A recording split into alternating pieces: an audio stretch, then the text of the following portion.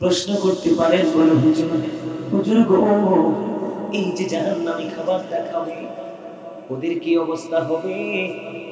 ওদের অবস্থাটা এত ভয়ঙ্কর, এত মারাত্মক হবে রে। আমার আল্লাহ কোরআনে জানিয়ে দিয়েছে। খেয়াল করেন, খেয়াল করেন, কারণ আমি আজকে পুরো আলোচনাটাই করব বন্ধু নেগেটিভ সাইড নিয়ে। কারণ পজিটিভ মানুষের সংখ্যা খুবই কম। পজিটিভ ওয়াজ আজকে আমি করব না, আপনাদের হেদায়েতের জন্য আমি বন্ধু ওই আলোচনাটা করব যে নেগেটিভ সাইড কতটা ভয়ঙ্কর, সেটা নিয়ে আজকে আলোচনা করব।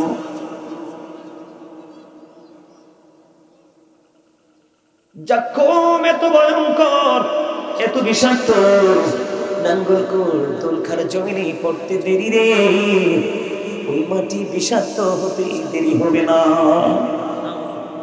বাঁচতে পারবেনি মানুষ, পশু পাখি, কোনো কিছু বাঁচবে? শিখে রাখবেন, ওয়াজগুলো মুখস্থ করে ব্রেইনে সেট আপ দিয়ে দিবেন। দুঃখজনক হলেও সত্য বন্ধু, ও দুলখার আমার ভাই, আমার বাবা রে, আমার মা বোনদেরকে ডেকে ডেকে বলছি গো, হৃদয়ের জানালা খুলে তোমরা সবাই শোনো, এই জাক্কুম নামক বিষাক্ত খাবার তোমার জন্য বরাদ্দ। যদি তুমি জাহান্নামী হও, ও বন্ধু, এটা কোরআন থেকে হাদিস শরীফের মধ্যে খুঁজে পেয়েছি। জাহান্নামীদের জন্য আরেকটা ভয়ঙ্কর খাবার, সেটার নাম হলো বন্ধু তিনাতুল খাবার। ইয়া রাসূলুল্লাহ, ইয়া হাবিবাল্লাহ, নবী গো, ও প্রাণের নবী গো, এই তিনাতুল খাবারটা কি গো নবী? আমার নবীজি জানিয়ে দিয়েছেন বন্ধু, এই তিনাতুল খাবারটা হলো জাহান্নামীর নিংড়ানো রক্ত যত ঘাম, জুড়ে জুড়ে বলুন না নাউজুবিল্লাহ। খেতে পারবেন? গ্রামের যদি একটু গন্ধ আসে, জামা থেকে কেউ বন্ধু কাছে বসে না, যদিও বাধ্য হয়ে বসে, নাকি চিপদিটা বন্ধ করে দেয় কি দেয় না, কিছু সময় বসে একটু অজুহাত দিয়ে উঠে যায়, কারণ বসা যাবে না, দুর্গন্ধময় পরিবেশ। একটা একটা করে বন্ধু আমার কাছ থেকে আজকে জেনে রাখেন, পৃথিবীর মানুষগুলো পানি না পাইলে বন্ধু বাঁচবে না, পানি ছাড়া পৃথিবী বাঁচবে না, পৃথিবীর কোনো শস্য জন্ম হবে না। এই পানি যদি বন্ধু তুমি জাহান্নামী হও, ওই জাহান্নামীর জন্য এত ভয়ঙ্কর উত্তপ্ত পানি বরাদ্দ। হাদিস শরীফের মধ্যে এসছে বন্ধু, মাথায় দিয়ে যখন ঢেলে দেওয়া হবে রে, মাথায় ঢালতে দেরি, পেটে আসতে দেরি হবে না, পেটটার মধ্যে আসতে দেরি রে, দুই রানের মধ্যখান দিয়ে ঘুমের মতো গলে গলে গলে গলে ভিতর থেকে সব কিছু বের হতে থাকবে। ও বন্ধু, সইতে পারবা না, চিৎকার চেঁচামেচি, তোমার বন্ধু চিৎকারে সবকিছু ভারী হয়ে যাবে, কিন্তু তুমি সেখানে কোনো সাহায্যকারী পাবা না। কারণ সাহায্যকারী পাবেন এই জন্য আল্লাহ সূরা ইউনূসের 44 নম্বর আয়াতে বলে দিয়েছেন, ইন্নাল্লাহা লা ইয়াযলিমুন নাসা শাইয়্যান ওয়ালাকিন্নান নাসা আনফুসাহুম ইয়াযলিমুন। আল্লাহ রাব্বুল আলামিন বলে দিয়েছে, আল্লাহ আল্লাহর বান্দার উপর অত্যাচার করে না, বান্দা নিজের উপর বন্ধু অত্যাচার করে, জুলুম করে।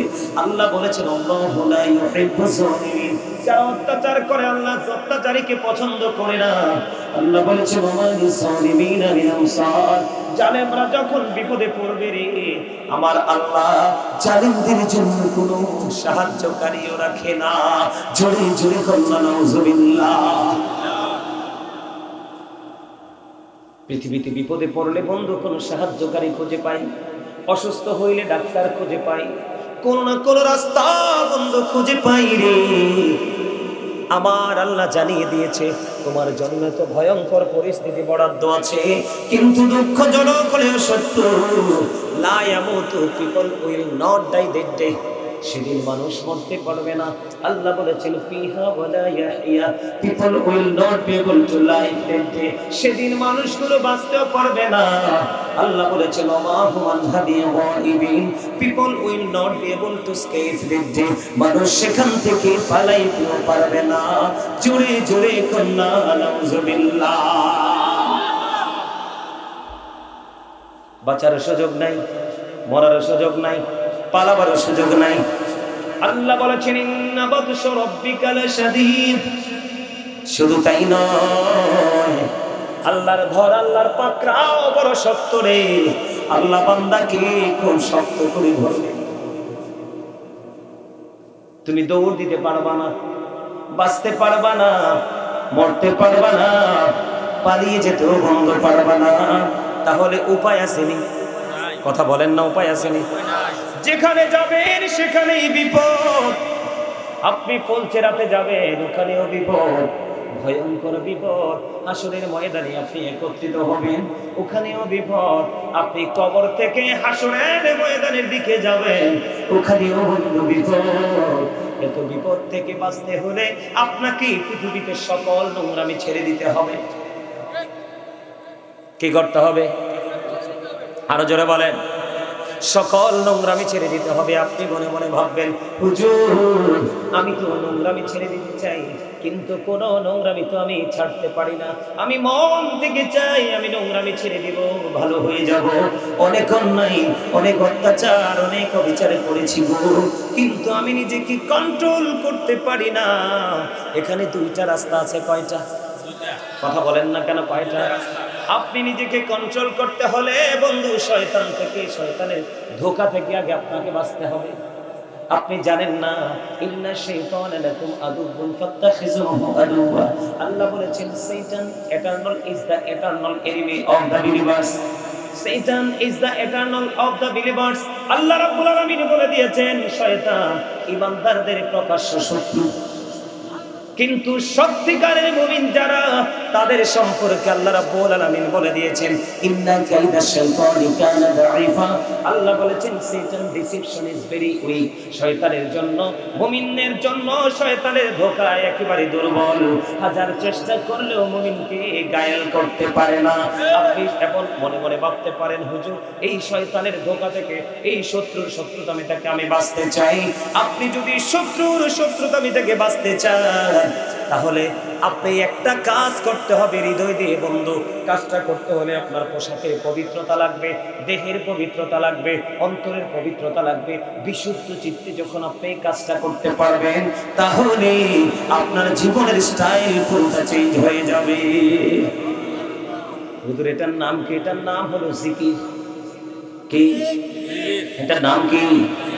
আল্লাহ বলেছেন remember me then I will remember you. Allah বলেছেন ফাযকুরুনি আযকুরুকুম, তোমরা আমাকে স্মরণ করো আমি তোমাদেরকে স্মরণ করব। বলে হুজুর জিকিরটা কখন করব? আল্লাহ বলেছেন ইয়া আইয়ুহাল্লাযীনা আমানু যিকুরুল্লাহা যিকরান কাসীরা ওয়াসাব্বিহুহু বুকরাতান ওয়া আসীরা। আল্লাহ ঈমানদারদেরকে ডেকে ডেকে বলেছেন ঈমানদারেরা তোমরা বেশি বেশি করে আল্লাহর জিকির করো, সকাল থেকে সন্ধ্যা আল্লাহর পবিত্রতা ঘোষণা করো। জোরে জোরে বলুন সুবহানাল্লাহ। হুজুর কেমন করে করব? ফাযকুরুল্লাহা কিয়ামান, দাঁড়িয়ে দাঁড়িয়ে জিকির করো, ও কুউদান বসে বসে জিকির করো, ওয়া আলা সুনুবিকুম শুয়ে শুয়ে জিকির করো। তারপরে জিকির বন্ধ করা যাবে না, জিকির থেকে বন্ধ দূরে থাকা যাবে না। এখন আপনার আসেন বলে হুজুর জিকির মানে কি? সুবহানাল্লাহ বল আল্লাহর জিকির, আলহামদুলিল্লাহ বলো জিকির, আল্লাহু আকবার বলো জিকির, লা ইলাহা ইল্লাল্লাহ বলো জিকির। কাউকে ভালো কাজের জন্য রাখা এটাও জিকির, কাউকে মন্দ কাজ করতে দেখলে থামিয়ে দেওয়া, আটকে দেওয়া ওটাও জিকির। আপনি নামাজে দাঁড়িয়েছেন ওটাও জিকির, আপনি হজে গেছেন সেটাও জিকির। হজ হলো মাওলার জিকিরের বন্ধু জুলুস, কারণ বিভিন্ন জায়গা পরিদর্শন করে সম্পন্ন করতে হয়। আর নামাজ হলো মাওলার জিকিরের জলসা, এটা একই জায়গায় দাঁড়িয়ে বসে সম্পন্ন করা হয়। এই জিকিরের মধ্যে সবচেয়ে উত্তম জিকির হলো বন্ধু নামাজ। আপনি যদি মন দিয়ে যদি কম পক্ষে যদি 40 দিন, কয়দিন? কম পক্ষে যদি আপনি 40 দিন একাধারে 5 ওয়াক্ত নামাজ পড়তে পারেন, তাহলে আপনার সকল নোংরামি আপনার কলব থেকে আল্লাহ ডিলিট করে দিবে। জোরে জোরে বলুন সুবহানাল্লাহ। কারণ আমার আল্লাহ কথা দিয়েছে সূরা আনকাবুতের মধ্যে, ইন্নাস সালাতা তানহা আনিল ফাহশাই ওয়াল মুনকার, নামাজ মানুষকে খারাপ কাজ থেকে বাঁচিয়ে রাখে। পাইছেন নি দলিল? নামাজ মানুষকে সকল অশ্লীল কাজ থেকে বন্ধু বাঁচিয়ে রাখে, হেফাজতে রাখে রে। এটা হলো আল্লাহর কোরআনের কথা। এবার হাদিস শরীফের দিকে যদি যাই, দেখেন আল্লাহ বলেছে নামাজ মানুষকে সকল খারাপ কাজ থেকে পাপ কাজ থেকে বাঁচিয়ে রাখে। হাদিস শরীফের দিকে নজর দিয়ে দেখলাম কত মজার খবর। আমার নবীজি বলেছেন মান সাল্লাল ফারদাইনি দাখালাল জান্নাহ, যেই ব্যক্তি শীতল সময়ের 2 ওয়াক্তের নামাজ পড়বে তার ঠিকানা জান্নাত। কথা বলেন, যার ঠিকানা জান্নাত হবে সে কি কখনো গুনাহগার হতে পারে? কথা বলেন, গুনাহগার হতে পারে? শীতল সময়ের নামাজ। বন্ধু, তোমরা সিনেমার নায়ক আসলে মোবাইল বের করে ভিডিও করো, সেলফি তোলার চেষ্টা করো, অটোগ্রাফ নেওয়ার চেষ্টা করো, ঠিক না ঠিক? এখন মোবাইল কেন ঢুকায়া রাখছো পকেটে? এখন কি মোবাইল গুলো দাঁড়ায় না? কয়েকটা আছে শুরু থেকেই রেকর্ড করছে, আর বাকি তারা মোবাইলকে বালিশ ছাড়া ঘুম পাড়াইছো। কারণ এগুলো শুনলেই তো সমস্যা, বুঝলেই তো সমস্যা। তুমি যদি এখান থেকে বের হয়ে যায় বলতে পারো হুজুর কি ওয়াজ করছে বুঝি নাই, তুমি তো নৌকা পার হয়ে গেছো। এটা কোন খতিব সাহেব? আর যখন তুমি বলবা না না হুজুর কি বলেছে বুঝে ফেলেছি, তাহলেই তুমি হলে সবচেয়ে বেশি বুদ্ধিমান। মোবাইল কেন ঢুকায় রাখছে? আমি তোমাকে সঠিক রাস্তা দেখাচ্ছি, তুমি তো একটু পরে ভুলে যাবা। মনটা যখন খারাপ হবে মোবাইলটা ওপেনিং করবা, করার পরে বলবা নাঙ্গলকোট পুরো দুলখার পূর্ব পাড়ার মাহফিল আমি গাজী সাহেব এসেছিল, একটু রেকর্ড করেছিলাম, শুনে দেখি। সেদিন যদি নির্জনে বসে বসে যদি তুমি শুনতে পারো, তুমি দেখবা তোমার মানসিক অবস্থা যতই শুনবে ততই চেঞ্জ হয়ে যাবে। কারণ এই কথাগুলো আমার নয়, এই কথাগুলো হলো আমার আল্লাহ এবং আল্লাহর প্রিয় হাবিবুল্লাহ। আজকে কত ওয়াজ লই আইছি, থাকবেন নি না চলে যাবেন? সবাই কে কে থাকবেন হাত তুলে? সোজা করি সোজা করি। আরে ব্যাকে হাত তুলে দেয়া না, আরে একখানা একবারে সোজা করি। আরে অনা হাঁটু ভাঙ্গা দৌড়ের মতো রয়েছে, আর কয়েকটা বইয়ে রয়েছে। আত্মামান এই হাতটা দাঁড় করাইতে বলছি কেন জানেননি? আইসা যদি শয়তান টয়তানকে ডিস্টার্ব করে বসে টসে যদি লারা সারা দিছেন শেষ। কি শয়তান আপনার ব্লাডে ঢুকে আপনাকে ডিস্টার্ব করে? কোথায় ঢুকে? ব্লাডে ঢুকে শয়তান আপনাকে ডিস্টার্ব করে। আমি এলোমেলো কথা বলবো না, আমার দিকে খেয়াল করুন। আমি ধীরে ধীরে আপনাদেরকে নিয়ে কোথায় যাই, যাবেন না আমার সঙ্গে? শীতল সময়ের 2 ওয়াক্তের নামাজ কয় কোন সময়? ঠান্ডা সময়ের 2 ওয়াক্তের নামাজ যদি ও দুলখার যুবক মালিকের সাথে প্রেমের ডুরি লাগাইয়া দেখো রে, মালিকের প্রেমে এত মধু, যে মধু খাইবা তুমি জীবন ভর, ওই মধু কখনোই শেষ হবে না। তোমাদের সুবহানাল্লাহ মজা হয় না? ইলেকশনের সময় যে স্লোগান দাও, অমুক ভাইয়ের চরিত্র ফুলের মতো পবিত্র, এই বেটা নামাজ পড়ে না এক ওয়াক্ত। তোমাদেরকে হাসানোর জন্য বলছি, কয়েকটা একবার হামুখের মতো লাগবে। যাদের মুখ এখনো গম্ভীর হুতুম পেঁচার মতো আমি দেখতে পাইতেছি, আজকে মাহফিলকে সাক্ষী রেখে বললে যায় যদি ধারাবাহিকভাবে এইভাবে মুখ পার করে রাখেন আপনি হার্ট অ্যাটাক করে মরবেন। এটা আমার কথা না, আল্লাহ আমি অদম গুনাহগারকে একটা মানুষের জীবন থেকে কবর পর্যন্ত যাওয়ার জন্য যতগুলো বিষয়, সবগুলো বিষয় মোটামুটি আমার একটু নজর দেওয়ার সৌভাগ্য হয়েছে, আল্লাহ সে তৌফিক দিয়েছে। মানুষের সুস্থ জীবনের জন্য অন্যতম গুরুত্বপূর্ণ ভূমিকা রাখে মানুষের সুন্দর স্বাভাবিক জীবন, সেটা হলো হাস্যোজ্জ্বল জীবন। এই যে আমার সামনে আলেমরা বসে আছে, নবীজি বলেছি অনেক বেশি হাসা যাবে না, কিন্তু হাসা থেকে দূরেও থাকা যাবে না। তোমার সুস্থ জীবনের জন্য গুরুত্বপূর্ণ ভূমিকা রাখবে হাসা, তবে তুমি অতিরিক্ত হাসলে তোমার দিলটা মরে যাবে। বুঝে নিতে হবে ওয়াজ। এই জন্য আগেই বলেছি, you listening my lecture very attentively. আমার আলোচনা মন দিয়ে শোনো, দেখবা তোমাদেরকে নিয়ে কত গভীর জগতে আমি ঢুকবো আজকে। বন্ধুরি আমার, আল্লাহ বলেছে তুমি নামাজ পড়ো, সকল পাপ থেকে বাইচা থাকবা। আমার নবীজি ডেকে ডেকে বলে, উম্মত, শীতল সময়ের 2 ওয়াক্তের নামাজ পড়ে নাও, তোমার জন্য জান্নাতটা বরাদ্দ হয়ে গেল। আর মজার খবর দেখেন, আপনাকে বাঁচানোর জন্য আল্লাহর হাবিব, আপনার আমার প্রাণের নবী কি মেসেজ দিয়ে গেছে। নবীজি বলেছেন, আসসালাতুল খামস ওয়াল জুমআতু ইলাল জুমআ ওয়া রমাদানু ইলা রমাদান মুকাফফিরাতুল লিমা বাইনাহুন্না ইযা তুনিবাতিল কাবাইর। নবীজি বলেছেন, তুমি যদি 5 ওয়াক্ত নামাজ পড়ো, সালাতুল খামস, 5 ওয়াক্ত নামাজ যদি পড়ো, ফজরের পরে জোহর পর্যন্ত, এটা হলো ফজর, এটা হলো জোহর, বিশাল একটা গ্যাপ আছে না? প্র্যাকটিক্যালি দেখাচ্ছে, এটা হলো ফজর, এটা হলো জোহর, গ্যাপ আছে না? এটা হলো জোহর, এটা হলো আসর, গ্যাপ আছে না? এটা হলো আসর, এটা হলো মাগরিব, গ্যাপ আছে না? এটা হলো মাগরিব, এটা হলো ইশা, গ্যাপ আছে না? আমার নবীজি বলে দিয়েছে, তুমি যদি 5 ওয়াক্ত নামাজ দৈনিক করতে পারো রে, তোমার গেটের মধ্যে যে গুনাহগুলো হবে রে, ফজর থেকে ইশা পর্যন্ত মাঝখানের সকল গুনার কাফারা হয়ে যাবে রে, কিন্তু কবিরা গুনাহ কইরো না। আমার নবী বলেছেন, আল জুমআতু ইলাল জুমআ, একটা জুমা থেকে আরেকটা জুমা পর্যন্ত এত বড় একটা গ্যাপ। কথা বলেন না, আছে না নাই? আমার কথাগুলো ভালো লাগেনি? শুনতে মন চাইনি? সবার মন চায়, সবার মন চায়। আল্লাহ তাদের মনে যেহেতু চাইব, তাদেরই মনটাকে তুমি এবং তোমার হাবিবের প্রেম দিয়ে তুমি ভরে দাও। আমিন। নবীজি বলেছেন, এক জুমা থেকে আরেক জুমার মধ্যে একটা গ্যাপ আছে না নাই? তুমি যদি এই জুমার পরে ওই জুমা, মাঝখানে এই জুমার পরে ওই জুমা যদি সঠিকভাবে আদায় করতে পারো, তাহলে তোমার মাঝখানে একটি সপ্তাহের গুনার কাফারা হয়ে যাবে 2 দিকের জুমা। আমার নবীজি বলেছে, রমাদানু ইলা রমাদান, এক রমজান থেকে আরেক রমজান পর্যন্ত বিশাল একটা ডিসটেন্স। কত বড় গ্যাপ বন্ধু! 305 দিনের গ্যাপ। কত দিনের? হয়তো বা 2 দিন, একদিন আরো বাড়তে পারে।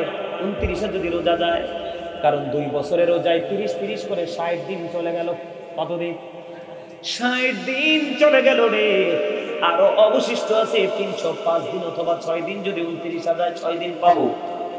আমার নবীজি বলেছে, এই পাশে রোজা তুমি সঠিকভাবে রাখো, ওই পাশে রোজা তুমি সঠিকভাবে রাখো, মাঝখানে 305 দিনের গুনার কাফারা হয়ে যাবে।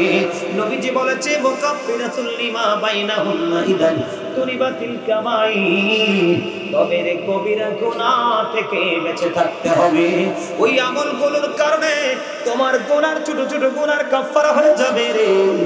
তুমি যদি কবিরা গুনাহ থেকে বন্ধু বেঁচে থাকতে পারো, এতে বোঝা যায় কবিরা গুনাহ করা যাবে না। মজার খবর কিনা? আরো জোরে বলেন না। এবার জুম্মার, যেহেতু জুম্মার কাছে যেহেতু আসছি, জুম্মা নিয়ে একটু ওয়াজ করি। এখনকার ম্যাক্সিমাম মুসল্লি অসভ্য। আপনারা আমারে খারাপ বলতে পারেন, অথবা আপনারা নেগেটিভ চিন্তা করতে পারেন, বলে হুজুর কেন অসভ্য বললেন? অসভ্যর বিপরীত দিক কি? কথা বলেন না কেন? অসভ্যর বিপরীতটা কি? যদি সভ্য মুসল্লি হতো, প্রত্যেকটার মাথায় টুপি থাকতো, প্রত্যেকটার মাথায় গায়ে থাকতো সুন্দর স্মার্ট পাঞ্জাবি, পাঞ্জাবির নিচে থাকতো পায়জামা। ও বন্ধু, এটা বড় বিষয় না। সবচেয়ে বড় অসভ্যতা হলো জুম্মার দিনে মুসল্লি, ম্যাক্সিমাম মুসল্লি সবার পরে মসজিদে যায় রে, ইমাম সাহেব সালামটা ফিরাইতে দেরি রে, মনে হয় দরজার মধ্যে বিশ্বযুদ্ধ শুরু হয়ে গেছে। ঠিক কিনা বলেন? আজকে আমি দুলখার মাহফিলকে সাক্ষী রেখে বলা যায়, হাদিস শরীফ নিজের এই দুইটা চোখে দেখে দেখে বন্ধ পড়েছি। আমার নবীজি বলে দিয়েছে, যে উম্মত নবীজির একটা সুন্নাতকে ইচ্ছে করে ছেড়ে দিবে কোনো অজুহাত ছাড়া, কোনো অজুহাত ছাড়া যদি কোনো উম্মত যদি একটা সুন্নাত ছেড়ে দেয়, আমার নবীজি জানিয়ে দিয়েছে আমি তাকে আমার উম্মত বলে কখনোই স্বীকার করব না। নাউজুবিল্লাহ বলেন না কেন? আর জোরে বলেন না নাউজুবিল্লাহ। আপনারা বলেন আমি কি ভুল বলছি? বলেন ভুল বলছি? জুম্মার দিনটা নিয়ে ছোট্ট করে একটু আলোচনা করি, ছোট্ট করে, কারণ আমার আসল আলোচনা এখনো বাকি। নামাজ নিয়ে আলোচনা করার বন্ধু ইচ্ছা ছিল না, কিন্তু ইচ্ছাটা জেগেছে আপনাদের অবস্থা দেখে। জুম্মার দিনে জুমার নামাজ পড়ার নিয়ম আমি আপনাদেরকে বলি, সব দিনের চাইতে সবচেয়ে উত্তম রূপে গোসল করবেন জুম্মার দিনে। সবচেয়ে দামি যেই পাঞ্জাবি, বিশ্বাস করেন এই যে পাঞ্জাবিটা আমারটা সুন্দর নিকন্ত, কথা বলেন সুন্দর নি, বিশ্বাস করেন এই পাঞ্জাবিটা আজকে ফার্স্ট আমি পড়েছি। কেন পড়েছি জানেন? এটা আজকে প্রেমের এক বাগানে রে, আমি জান্নাতের বাগানে খাদেম হয়ে এসেছি। আমার আল্লাহ খাদেম বানায় পাঠাইছে, গোলাম বানায় পাঠাইছে। গোলামরা গোলামের মতো ভেসে আসতে হয়। দেখেন আমার দুই দাদা ভাই বইছে কিনা, আপনারা সবার চাইতে দেখেন সুন্দর লাগেনি? এখানে আপনারাও সুন্দর, অনেকেই সুন্দর পোশাক পরেছেন। এটা হলো জান্নাতের বাগানের মেহমানের স্বরূপ। আমি আপনাদেরকে বলি বন্ধু, নবীজির শিক্ষাটা দেখেন, সপ্তাহে অন্য সকল দিনের চাইতে উত্তম রূপে গোসল করতে হবে জুমার দিনে। সবচেয়ে দামি যে পাঞ্জাবি সেটা পড়তে হবে, পড়া সুন্নাত। সুবহানাল্লাহ বলেন না? লম্বা জামা পড়তে হবে, সুন্দর আতর লাগাইতে হবে। আপনি গাড়ি দিয়ে আসতে পারেন, অটো সিএনজি দিয়ে আসতে পারেন, কিন্তু আসবেন না, আপনি মসজিদে আসবেন হেঁটে হেঁটে। কি করে? হেঁটে হেঁটে মসজিদে যাবেন, প্রত্যেকটা কদমে কদমে ঘোনা ঝরবে রে। জোরে পড়ুন সুবহান। আপনি সবার আগে মসজিদে চলে গিয়ে সামনের কাতারে বসবেন। আমার নবীজি বলে, পাগল উম্মত সবার আগে চলে আসলি রে। আমি নবীর কথাকে তুই মর্যাদা দিয়েছিস, আমি নবীর কথাকে তুই মূল্যায়ন করেছিস, মন সম্মান প্রদর্শন করেছিস। আমি নবী জানিয়ে দিলাম তোর আমল নামায় একটা ওট কুরবানির সওয়াব আমার আল্লাহ দিয়ে দিবে। সবচেয়ে বড় মজার খবর যুবক, আজকের পর থেকে কোনোদিন মসজিদে সবার পরে যায়ও না। সবার পরে যারা যায়, যদিও তারা নামাজ পড়ে রে, কিন্তু এই নামাজ দিয়ে তাদের হেদায়েত মিলবে না। কারণ প্রেয়ার ইজ দ্য কি টু প্যারাডাইস। নামাজ হলো জান্নাতীদের চাবি, নামাজ হলো জান্নাতের চাবি। তোমার নসিবে বন্ধু এই চাবি জুটবে না, কারণ তোমার নামাজের মধ্যে নামাজ হয়েছে ঠিকই, তোমার নামাজের মধ্যে না আছে প্রেম, তোমার নামাজের মধ্যে না আছে কোনো তাকওয়া। এই নামাজ দিয়ে দিদার পাবা না, নামাজ পড়তে পারবা, তোমার চরিত্র তুমি বদলাতে পারবা না। বন্ধু আমার দিকে তাকাও, নবীজি জানিয়ে দিয়েছে সবার আগে তুমি মসজিদে চলে গেলা, সবার আগে তুমি মসজিদে চলে গেছো। মসজিদে চলে যাওয়ার পরে তুমি প্রথম কাতারে বসলা, তুমি প্রথম কাতারে বসার কারণে তোমার আমল নামে উট কুরবানির সওয়াব। তুমি দ্বিতীয় কাতারে বসলা, একটা গরু কুরবানির সওয়াব। তৃতীয় কাতারে বসলা, ও বন্ধু, একটা ছাগল কুরবানির সওয়াব। চতুর্থ কাতারে বসলে একটা ডিম কুরবানির সওয়াব। এমনি করে করে নাকি বসতে হবে, এমনি মাঝখানে বসেন, এদিকে চাইবা বসেন। বন্ধু এইভাবে আমার দিকে তাকান, এদিকে তাকান। আপনি এইভাবে করতে করতে বন্ধু এমন সময় আপনি মসজিদে ঢুকলেন, ডিমের পরে কিন্তু আর নাই। হুজুর আসেনিও, ডিমের পরে আর আসেনি, ডিমের পরে আর নাই। খেয়াল করেন আমরা কতটা বোকা। বিয়ে বাড়িতে গেলে আমরা উটের সওয়াব, উট কুরবানি, উটের গোশত পাইলে খাই, ঠিক কিনা বলেন? আর আমলের বেলায় আমরা ডিমও পাই না।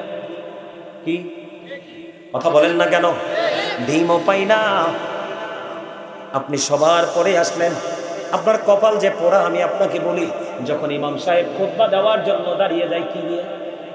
খুতবা নিয়ে যখন ইমাম সাহেব যখন দাঁড়িয়ে যায়, দাঁড়িয়ে যাওয়ার পরে বন্ধু ওই যে ফেরেশতারা আজকে এসেছে স্পেশাল ভাবে আপনি জুম্মার মুসল্লি হিসাবে আপনার লিস্ট করার জন্য, ওই ফেরেশতারা তাদের নোটবুকটাকে বন্ধ করে দিয়ে ওই খতিব সাহেবের খুতবা শোনার জন্য দাঁড়িয়ে যায়।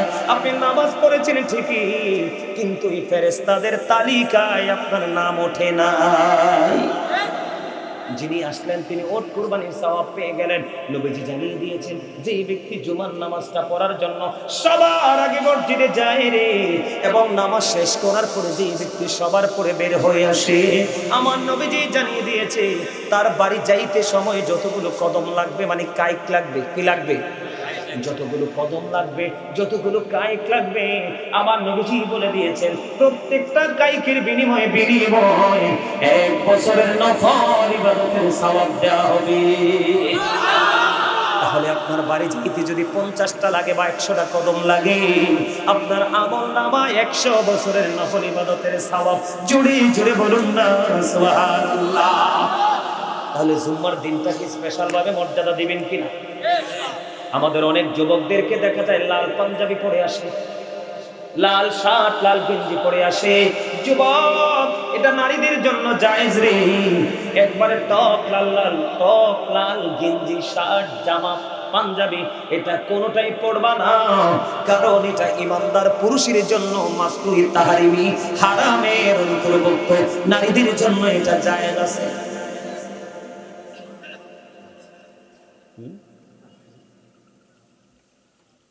কথা কি বুঝতে পারছেন? আপনার মসজিদে আইনি মসজিদে লাল কইরা আছে আছে ওমাগো, আজকের পরে থেকে আর আইন না, এতে আপনার ক্ষতি। কার ক্ষতি? এই মিয়া, হাদিস শরীফের মধ্যে আসছে লাল জামা পরা ব্যক্তি আমার নবীকে একবার সালাম দিয়েছে, নবী সালামের জবাব দেয় না। দ্বিতীয়বার সালাম দিয়েছে আমার নবী, সেই সালামের জবাব দেয় না। নবী গো কেন সালামের জবাব দেননি? আমার নবীজি বলেছে কারণ তার পরনে 2টা লাল জামা। বুঝতে পারছেন? তাহলে জুম্মার দিনে কি অন্য দিনের মতো পরে যাবেন না আগে যাবেন? আগামী জুম্মা থেকে নিজের মধ্যে পরিবর্তন আনবেন তো? এবার আরো আছে মজার খবর, শোনেন। এটা জুম্মার দিনের ফজিলত। 1টা কদম দিবেন 1 বছরের নফল ইবাদতের সওয়াব। যত দূর থেকে আসবেন তত বেশি সওয়াব আপনি পেয়ে যাবেন। 5 ওয়াক্ত নামাজ, ওই যে আমি একটু আগে বললাম, বন্ধু নবীজি আরেকটা হাদিসের মধ্যে চমৎকার ভাবে বুঝিয়ে দিয়েছেন। আপনার বাড়ির আঙ্গিনায় যদি 5টা একটা জলাশয় থাকে, পুকুর হোক, খাল হোক, নদী হোক, যেটাই হোক, আপনার বাড়ির আঙ্গিনায় যদি থাকে, আপনি দৈনিক 5 বার গোসল করলে কি থাকবে? গুনাহ থাকবে নি? গায়ে কোনো ময়লা থাকবে নি?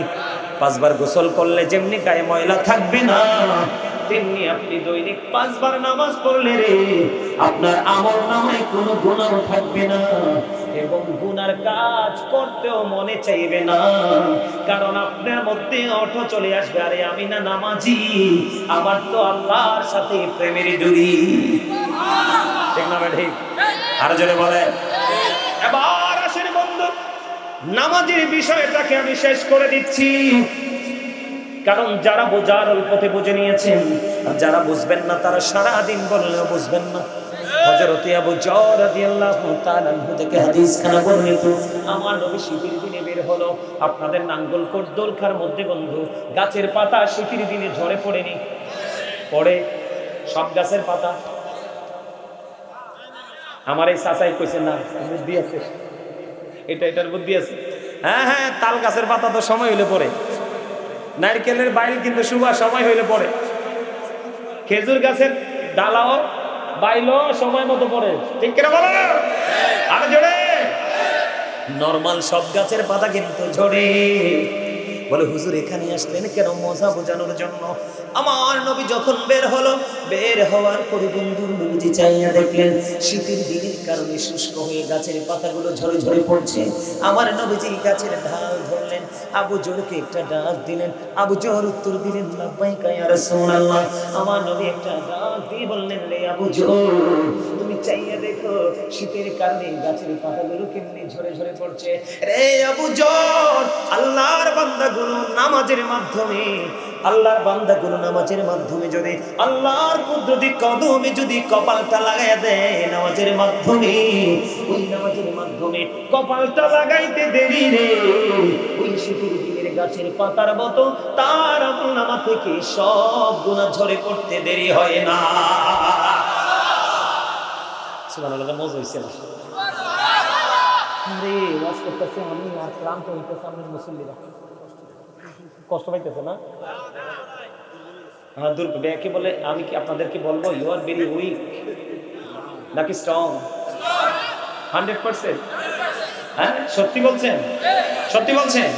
তো যদি সত্যি বলে থাকেন তাহলে আমার সাথে একটু একটা গজল গাইবো নবীর শানে, দেখি আপনাদের আওয়াজ কেমন আসে।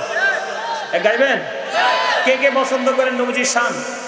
সোজা করে হাত তুলে দেখেন, একদম সোজা করে হাত নামান। ওমা নারে রিসালাত কথা করি। আলহামদুলিল্লাহ।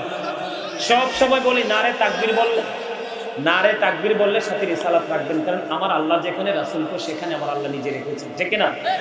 যেখানে এদিক তাকান, যেখানে ফরজ নামাজ সেখানে সুন্নাত, ঠিক কি না? যেখানে লা ইলাহা ইল্লাল্লাহ সেখানেই মুহাম্মাদুর রাসূলুল্লাহ, ঠিক কি না বলেন? বুঝেন নাই?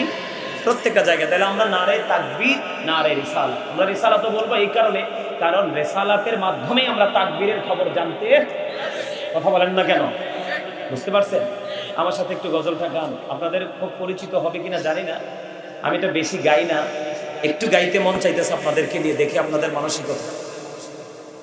নবী নবী বলে হায় কেঁদে কেঁদে দিন যায়, পাইনি দিদার তুমি,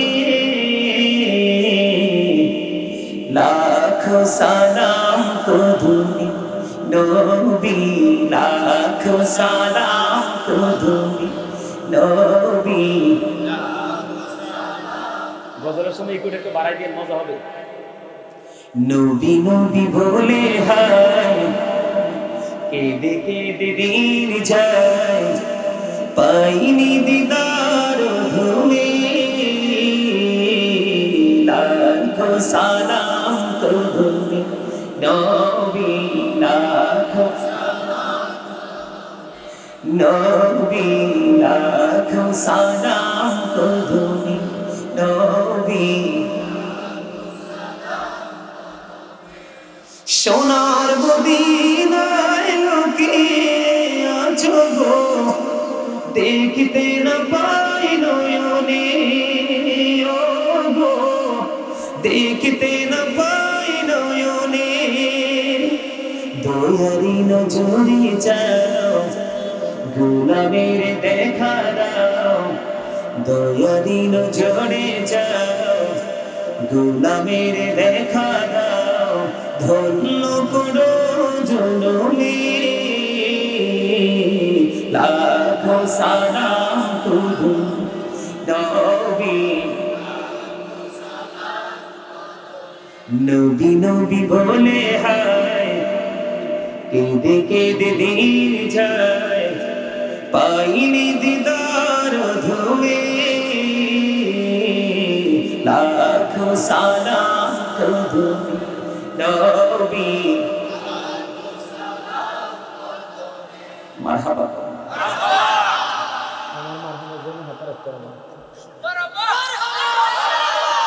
বেদা যদি আজকে এই গজল চট্টগ্রাম গাইতাম রে, সবজি আমারে গোলাপ ফুলের মতো সিরা পকেটে ঢুকাইতো।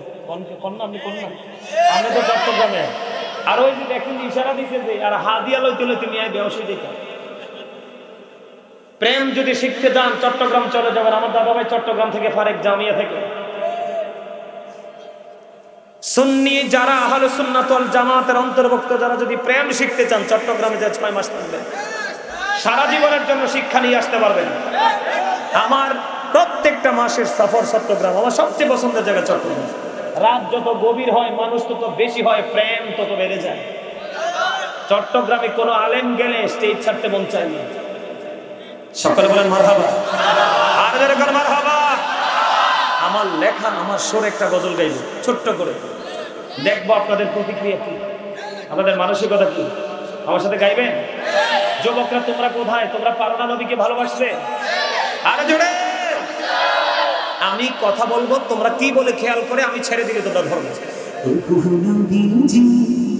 কেমন করে বলো তোমায় দেখি, নবীজি কেমন করে বলো তোমায় দেখি, আছো তুমি ওই মদিনায়, আছো তুমি ওই মদিনায়, সঙ্গে নিয়ে দুই প্রেমিক সাথী, কেমন করে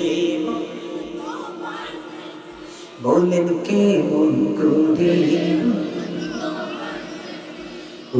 নবীজি, কেমন করে বলুন তোমায় দেখি, দেখার আশা আমার মনে। নিয়ে যাও। তোমরা মনে করছো আমি হাদিয়ার জন্য বলছি, আরে না, এটা কথার কথা বলছি। দেখার আশা আমার মনে পোষে রেখেছি যতন করে, পাই যদি নবী তোমার দিদার, পাই যদি নবী তোমার দিদার, শীতল হবে মোর দুটি আঁখি, কেমন করে বলো তোমায় দেখি, বলুন ওগো নবীজি, কেমন করে। মারহাবা।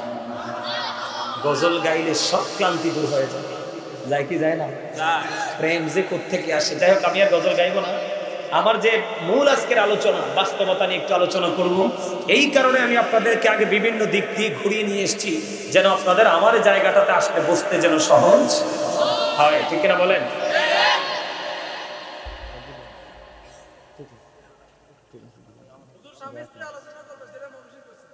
হ্যাঁ হ্যাঁ, এখনকার স্বামী স্ত্রী তো ম্যাক্সিমাম ইঁদুর বিড়াল, লাড়ি সোড়া লই বেড়া আরে মারতো আইব।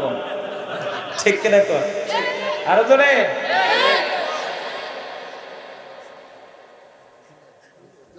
আমার দিকে দেখান। আমি দুইটা টপিকস নিয়ে আলোচনা করবো। আর কয়টা টপিক? দুইটাই দিক দেখান। কয়টা? বাস্তবতা। এদিকে দেখান। এই যে আমি চুলের কথা বলছিলাম, দাড়ির কথা বলছিলাম না? এরপরে বলছিলাম কিসের কথা? পেন। এদিকে দেখান। কোন পেন? Jeans pen. এটা ওই সময় বলি নাই, এখন বলবো। এদিকে তাকান। জিন্স প্যান্টটা, এটা আমরা মুসলমান হিসাবে এটা একটা পুরো অভিশপ্ত একটা পোশাক। বুখারী শরীফের মধ্যে এসেছে হাদিস খানা, জিন্স প্যান্টটা আমি কেন অভিশাপ আমি আপনাদেরকে বলবো, আপনারা পরে বুঝতে পারবেন। জিন্স প্যান্টটা আমাদের জন্য অভিশাপ। এই প্যান্টটা পরে নামাজ পড়লে নামাজ পর্যন্ত আল্লাহর দরবারে কবুল হবে না। কেন জানেন? আল্লাহ মানুষের জন্য 3 শ্রেণীর পোশাক দিয়েছে। কয় শ্রেণী? একটা নরমাল, যেটা প্রতিদিন পরি লজ্জাস্থান ঢাকার জন্য। দ্বিতীয়ত হলো সাজের পোশাক, যেমন বিভিন্ন ভিআইপি পরিবেশে গেলে আমরা একটু উন্নত পোশাক পরি না। আর তৃতীয়ত হলো তাকওয়ার পোশাক, যেটা আল্লাহ রাসূলের মনোনীত। আল্লাহ কোরআনে বলেছেন লিবাসুত তাকওয়া যালিকা খায়র। আল্লাহর কাছে সবচেয়ে পছন্দের পোশাক হলো তাকওয়ার পোশাক। বিশেষ করে যুবকদেরকে বলছি, ভাই শোনো, পোশাকটার কন্ডিশনটা কি? উপর দিয়ে থাকতে হবে নাভি বরাবর অথবা নাভির উপরে, নিচে দিয়ে থাকতে হবে টাকনুর উপরে। উপর দিয়ে নাভি বরাবর অথবা নাভির উপরে, আর নিচে দিয়ে থাকতে হবে টাকনুর উপরে। এই কন্ডিশনে ইমানদার পুরুষ পোশাক পরা ফরজ। এই ফরজ যদি তোমরা কেউ ইচ্ছে করে জেনে বুঝে শুনে তরক করো, বুখারী শরীফের মধ্যে এসেছে হাদিস খানা, তার ঠিকানা হবে জাহান্নাম। ছেড়ে বলেন নাউজুবিল্লাহ। বন্ধুরে আমার দিকে তাকান। আমাদের দোষ, আমাদের অন্যায়, আমাদের অপরাধ কত বেশি। 3 শ্রেণীর মানুষের সাথে আমার আল্লাহ কাল হাসরের দিন কথা বলবে না, তাদেরকে দয়া করবে না, তাদেরকে মায়া করবে না, তাদেরকে রহমত দিবে না। ওই 3 শ্রেণীর মানুষের মধ্যে বন্ধু একটা হলো ওই শ্রেণীর মানুষগুলো রে, যারা অহংকার করে করে টাকনুর নিচে ঝুলাই পোশাক পরে, জোরে বলুন না নাউজুবিল্লাহ।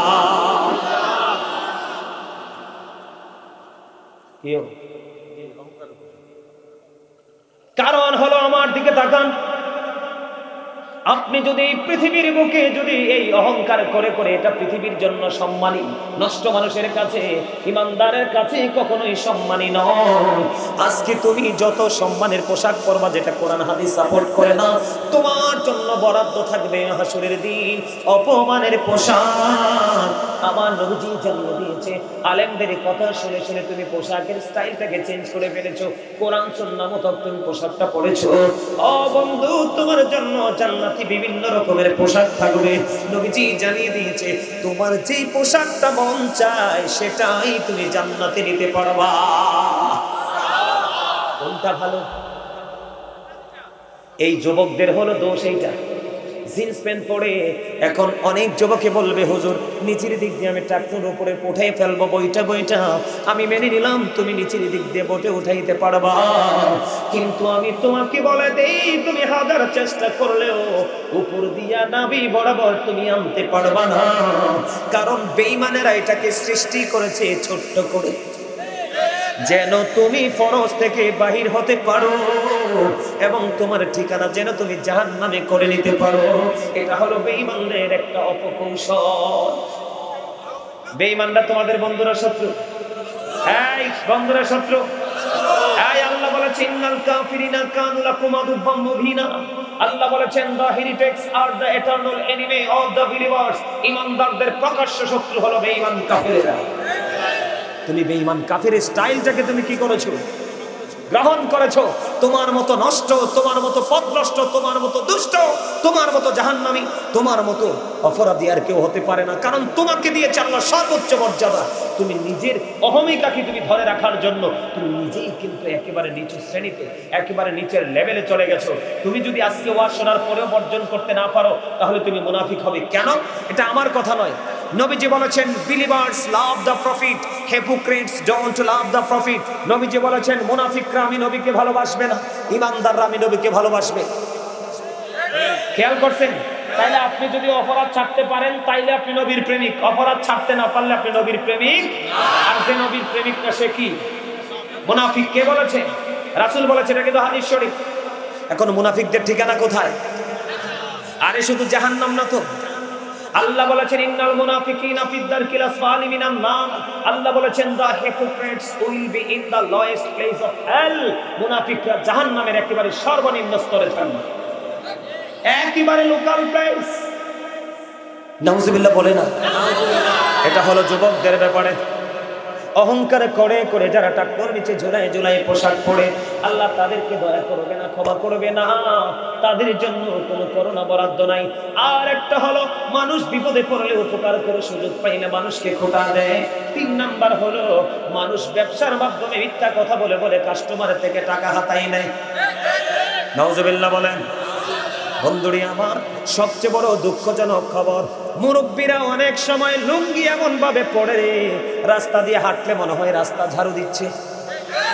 আপনাদের এই দোলখারে আছে না নাই জানি না, আমি নিজেই দেখেছি লুঙ্গি বলেন, প্যান্ট বলেন, পায়জামা বলেন, ট্রাউজার বলেন, বন্ধু কোনো কিছুই ঝুলাই ঝুলাই পোশাক পরা যাবে না। উপর দিয়ে রাখতে হবে নাভি বরাবর অথবা উপরে, আর নিচের দিক দিয়ে রাখতে হবে বন্ধু টাকনোর উপরে। এই কন্ডিশনে পোশাক পরা মুসলমানের জন্য, পুরুষের জন্য ফরজ। জিন্স প্যান্ট পরলে অপকারিতা ক্ষতিটা কি দেখেন? চোখের জিনা কি? হাদিস শরীফের মধ্যে আসছে চোখের জিনা হলো দেখা। একটা জিন্স প্যান্ট পরা যুবক গেঞ্জি অথবা শার্ট পরে মসজিদে গেছে, আমি নিজেও দেখেছি বন্ধু।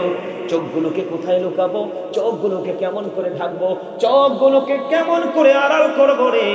কারণ চোখের যে চরিত্রই দেখা। আমি দেখেছি বন্ধু, একটা ছেলে রুকিতে গেল, পিছনের দিক দিয়ে আরেকজন তার লজ্জাস্থান বন্ধু দেখে ফেলেছে। নাউজুবিল্লাহ বলেন না? তুমি পোশাক পরার পরেও যদি অন্য কোন পুরুষ তোমার লজ্জাস্থান দেখতে পায়, তুমি মনে রাখবা তুমি পোশাক পরিহিত পুরুষ নয়, তুমি উলঙ্গ পুরুষ। নারীরা যদি পাতলা জামা পরার পরে তার অঙ্গ দেখা যায়, নবীজি বলেছেন যেই নারী পোশাক পরার পরে তার অঙ্গ দেখা যায় রে, ওই নারী কখনোই পোশাক পরিহিত নারী নয়, ওই নারী হলো ল্যাংটা নারী।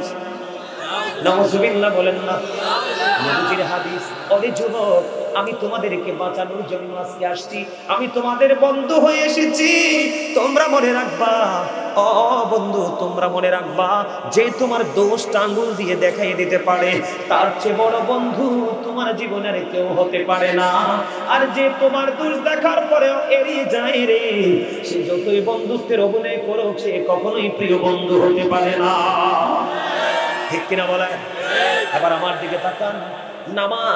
নামাজের মধ্যে আপনার পোশাকের বেলায় কেমন বন্ধু, শর্তটা কেমন ভাবে মানতে হবে? আমার নবীজি মসজিদে অবস্থান করতেছে, এদিকে খেয়াল করুন, অত্যন্ত গুরুত্বপূর্ণ হাদিস। মসজিদের মধ্যে বন্ধু বসে আছেন, একজন এসে নামাজের নিয়ত বেঁধে ফেললো। নবীজি বললেন, তুমি ওযু করে আসো। হ্যাঁ, কিছু কইতে আছো? তো একজন এসে নামাজের নিয়তটা বেঁধে ফেললো, নবীজি বললেন, ওযু করে আসো। খেয়াল করেন কত সেনসিটিভ বিষয়। নিয়ত বাঁধার পরে নবীজি বলেছেন কি করো? তিনি ওযু করতে গেলেন, ওযু বানাই আবার এসে তিনি নামাজের নিয়ত বাঁধলেন। নবীজি বললেন, তুমি ওযু করে আসো। দুইবার বন্ধু আবার তিনি এসে ওযু বানায় নামাজের নিয়ত বাঁধলো। নবীজি বললেন, তুমি ওযু করে আসো। একবার, দুইবার, তিনবার আরেকজন প্রশ্ন করলো, নবী গো, আপনি বারবার বলতেছেন গো নবী ওযু করার জন্য, নবী কেন গো? আমার নবীজি বললেন, তুমি চাইয়া দেখো, তার পোশাকটা আল্লাহ রাব্বুল আলামিন যে কন্ডিশনে রেখে নামাজ পড়তে বলেছে, ওই কন্ডিশনে নেই, সেটা ওভারটেক করেছে, ওই সীমা লঙ্ঘন করেছে। কি গো? কই তুমি চাইয়া দেখো গো, তার পোশাকটা টাকনোর নিচে ঝুলে ঝুলে আছে। এই জন্য আমি নবী বারবার বলেছি, তুমি কি করো? কারণ এইভাবে পোশাক পরে তুমি নামাজ পড়ার পরেও আল্লাহ পর্যন্ত তুমি পৌঁছাতে পারবেন না। তার বাস্তব প্রমাণ হলো, দেখবেন এই সমাজের মধ্যে নামাজ পড়ে কন্টিনিউ মিশা কথা কয়, নামাজ পড়ে কন্টিনিউ সুদ খায়, নামাজ পড়ে কন্টিনিউ চা দোকানে বসে বসে মানুষের বদনাম করে। আছে না নাই? আরো করে বলেন। যারা মানুষের দুর্নাম ছড়াতে পছন্দ করেন, তাদের জন্য ছোট্ট একটা হাদিস। আমার নবীজি সাহাবায়ে কেরামদেরকে নিয়ে দাঁড়িয়ে রইলেন, হঠাৎ করে প্রবল বেগে বন্ধু বায়ুর সাথে বিকট এক দুর্গন্ধ এসে নবীজির নাক মোবারকে লাগলো। নবীজি সাহাবায়ে কেরামদেরকে প্রশ্ন করলেন, সাহাবীরা রে, এই দুর্গন্ধটা কোত্থেকে এসেছে, তোমরা কি বুঝতে পারো? সাহাবায়ে কেরাম বললেন, না না, আল্লাহর হাবিব তো ভালো জানেন। আল্লাহ এবং আল্লাহর হাবিব ভালো জানে। আমার নবীজি বললেন, এই দুর্গন্ধটা আসছে ওই জায়গা থেকে, একজন ব্যক্তি মুমিনকে নিয়ে কি করতেছে, বদনাম করতেছে। ওই দুর্গন্ধ এসে আমাদের নাকে লাগছে। জোরে জোরে নাউযুবিল্লাহ। যারা মানুষের বদনাম করেন, কিয়ামতের ময়দানে আপনি যার বদনাম করবেন, তাকে আপনার সামনে তুলে ধরা হবে। নবীজি বলবেন, তুমি তাকে, আল্লাহ বলবেন, তুমি তাকে খেতে থাকো, কারণ জীবিত অবস্থায় দুনিয়ায় তুমি তার গোশত খেয়েছো, তুমি তাকে খাও। হাদিস শরীফের মধ্যে আসছে বন্ধু, সে তো সেদিন পাওয়ার দেখাতে পারবে না, খাবে আর মুখটাকে বেঞ্চাবে, বন্ধু চিৎকার করবে, কিন্তু সেদিন ওই গোশত খেতে হবে। জোরে জোরে কন্যা নাউযুবিল্লাহ। তাহলে এতে কি বোঝা গেল? এখন আবু বকর সিদ্দিক নবীজিকে প্রশ্ন করছেন, নবী গো, আমি তো আমার পোশাকটা সবসময় টাকনুর নিচে ঝুলাইয়া ঝুলাইয়া, আরে সবসময় টাকনুর উপরে রাখি, কিন্তু মাঝে মাঝে আমার পোশাকটা টাকনুর নিচে চলে আসে, যখন আসে তখনই আমি উঠাইয়া ফেলি, ইয়া রাসূলুল্লাহ, তাহলে কি আমি সাজার অন্তর্ভুক্ত হব? নবীজি বললেন, না, যিনি চলে গেছে, চলে যাওয়ার পরে এটা অন্যায় হয়েছে মনে করে এটা উপরে উঠাই, এটার নামই হলো তাকওয়া। সুবহানাল্লাহ বলেন না কেন? আল্লাহ বলেছেন, আল্লাযীনা আমানু ওয়া কানু ইয়াত্তাকুন লাহুমুল বুশরা ফিল হায়াতিদ দুনিয়া ওয়া ফিল আখিরাহ। আল্লাহ বলেছেন, যারা ঈমান এনেছে এবং আল্লাহকে কি করেছে, ভয় করেছে, তাকে অবলম্বন করেছে, ওই গানেওয়ালা যুবক। আর তোমাদের মধ্যে আকাশ এবং পাতাল পার্থক্য। তার কারণ হলো, নবীজি বলেছেন, ওই মানুষগুলো নামাজও পড়বে, রোজাও করবে, হজও করবে, আল্লাহ মানবে, রাসূল মানবে, তারপরেও তাদের এই সাজা বহাল থাকবে, চেহারাটা বিকৃত হয়ে যাবে, মাটির মধ্যে গ্রথিতকরণ করা হবে। নবী গো, তাদের দোষটা কি? নবীজি বলেছেন, পৃথিবীতে অশ্লীল শব্দ দ্বারা যারা সেই শিল্পীরা গান গায়, ওই শিল্পীদের কি গানের আসর বসাবে, এবং গানের আসরে মদ, গাঁজা, ইয়াবার আসর বসাবে। জোরে জোরে কন্যা নাউযুবিল্লাহ। বুঝতে পারছেন নি? তাহলে গান বাদ্যযন্ত্র চিরতরে বয়কট করার দরকার কিনা? এটা মুসলমানের কাজ নয়, এটা ইহুদি নাসারাদের কাজ। তারা হলিডে পালন করে। কি করে? হলিডে পালন করে। ওই হলিডের মধ্যে যত নোংরামি নষ্টামি করে। এবার আসেন, আপনাদের এই সমাজে মদ টদ খায় এমন লোক আসেনি? আল্লাহ গো, এই নাঙ্গলকুটে মদ খাওয়ার লোক এই করতে কম। এদিকে তো বর্ডার টোয়ার্ডার নাই।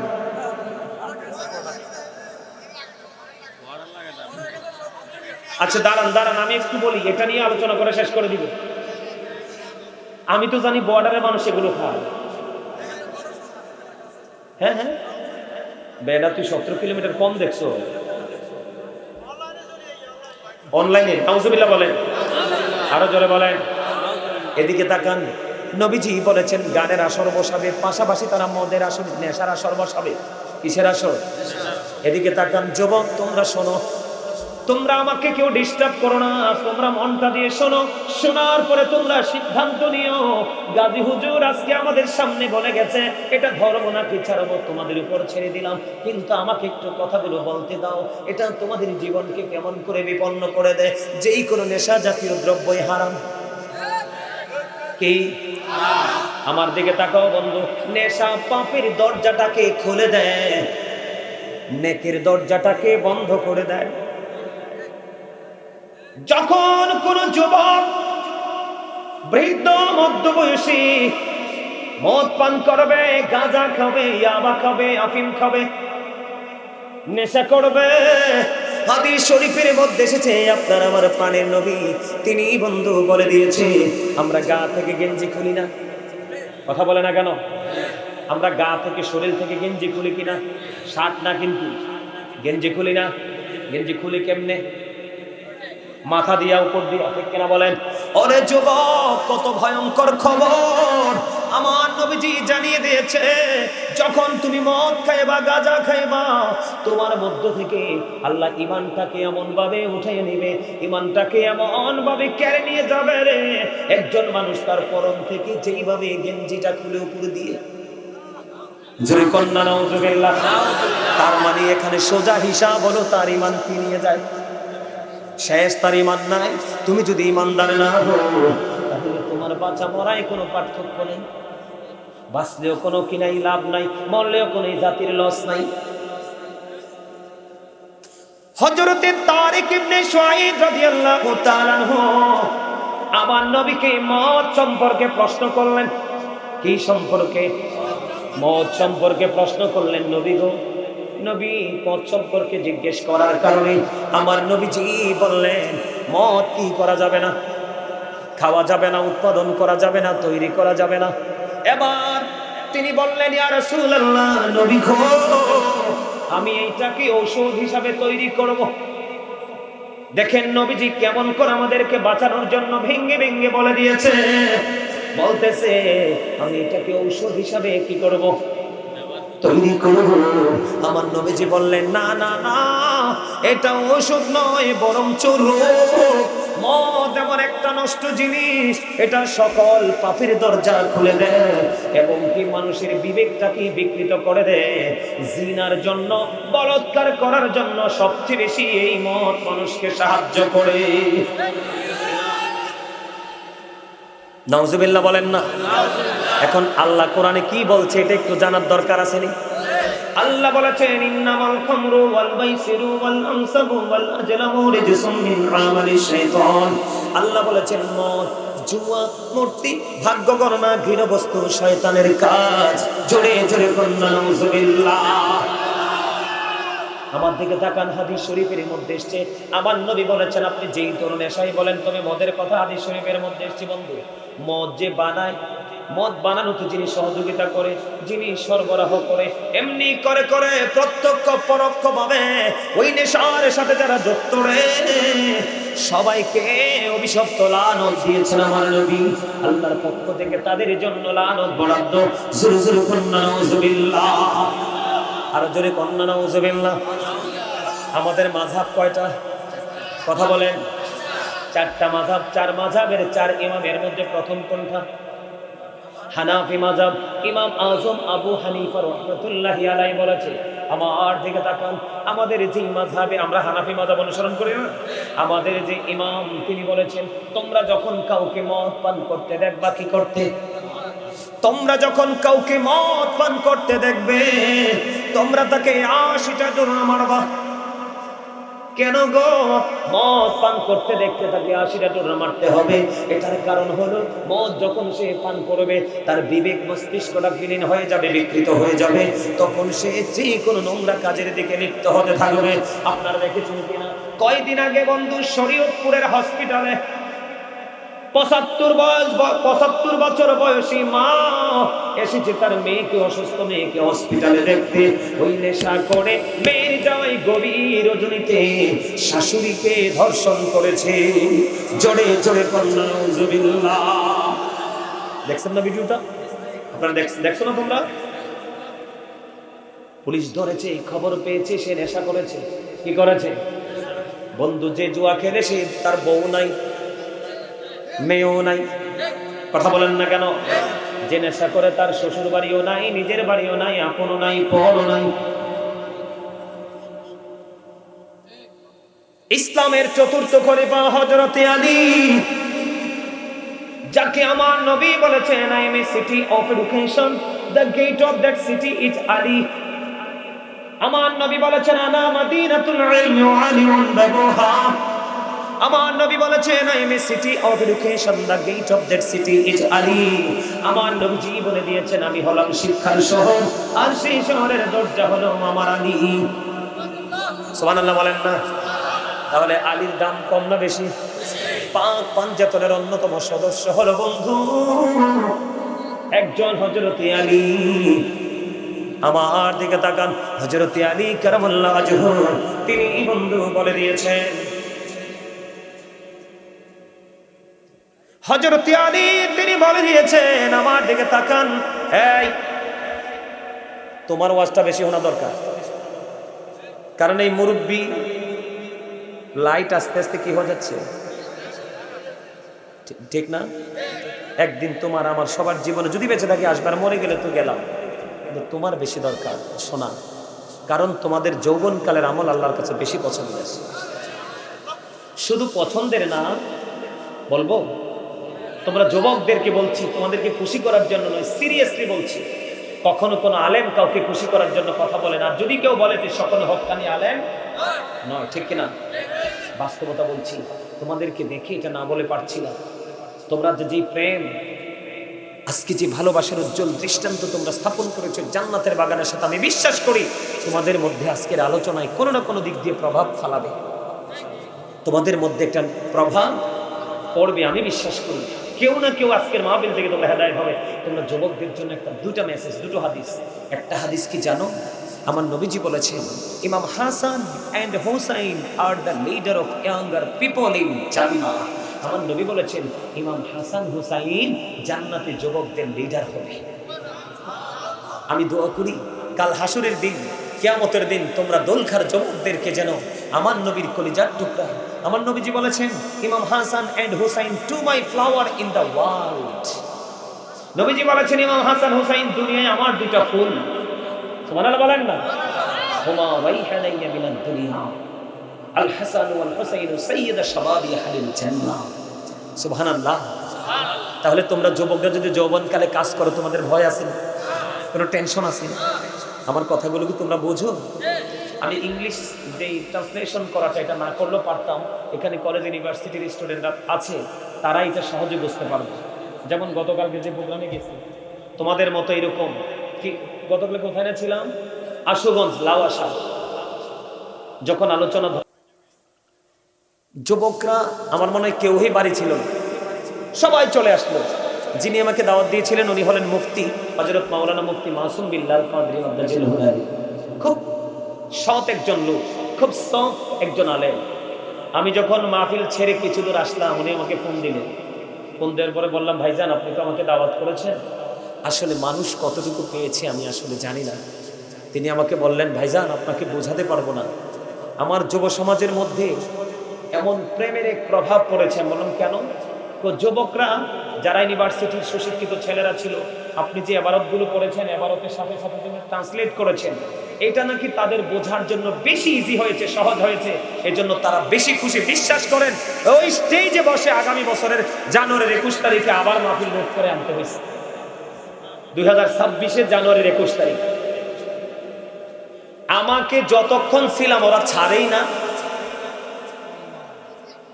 এই যে প্রেম, এটা কি কখনো মরবে? প্রেম সব মরে যায়, প্রেম কখনো মরে? কারণ আমার আল্লাহ নিজেই তো প্রেম। সুবহানাল্লাহ। যে প্রেমিক হবে তার ডাইরেক্ট কানেকশন হবে কার সাথে? কারণ আমার আল্লাহ নিজেই প্রেম। প্রেমে পড়ে আল্লাহর হাবিবকে বানাইছে। সুবহানাল্লাহ। জবাব তোমাদের জন্য মেসেজ। এই পৃথিবী থেকে সূর্যটা 9,13,00,000 মাইল দূরে। কত? এই পৃথিবী থেকে সূর্য, খেয়াল করো, এই পৃথিবী থেকে সূর্যটা 9,13,00,000 মাইল দূরে।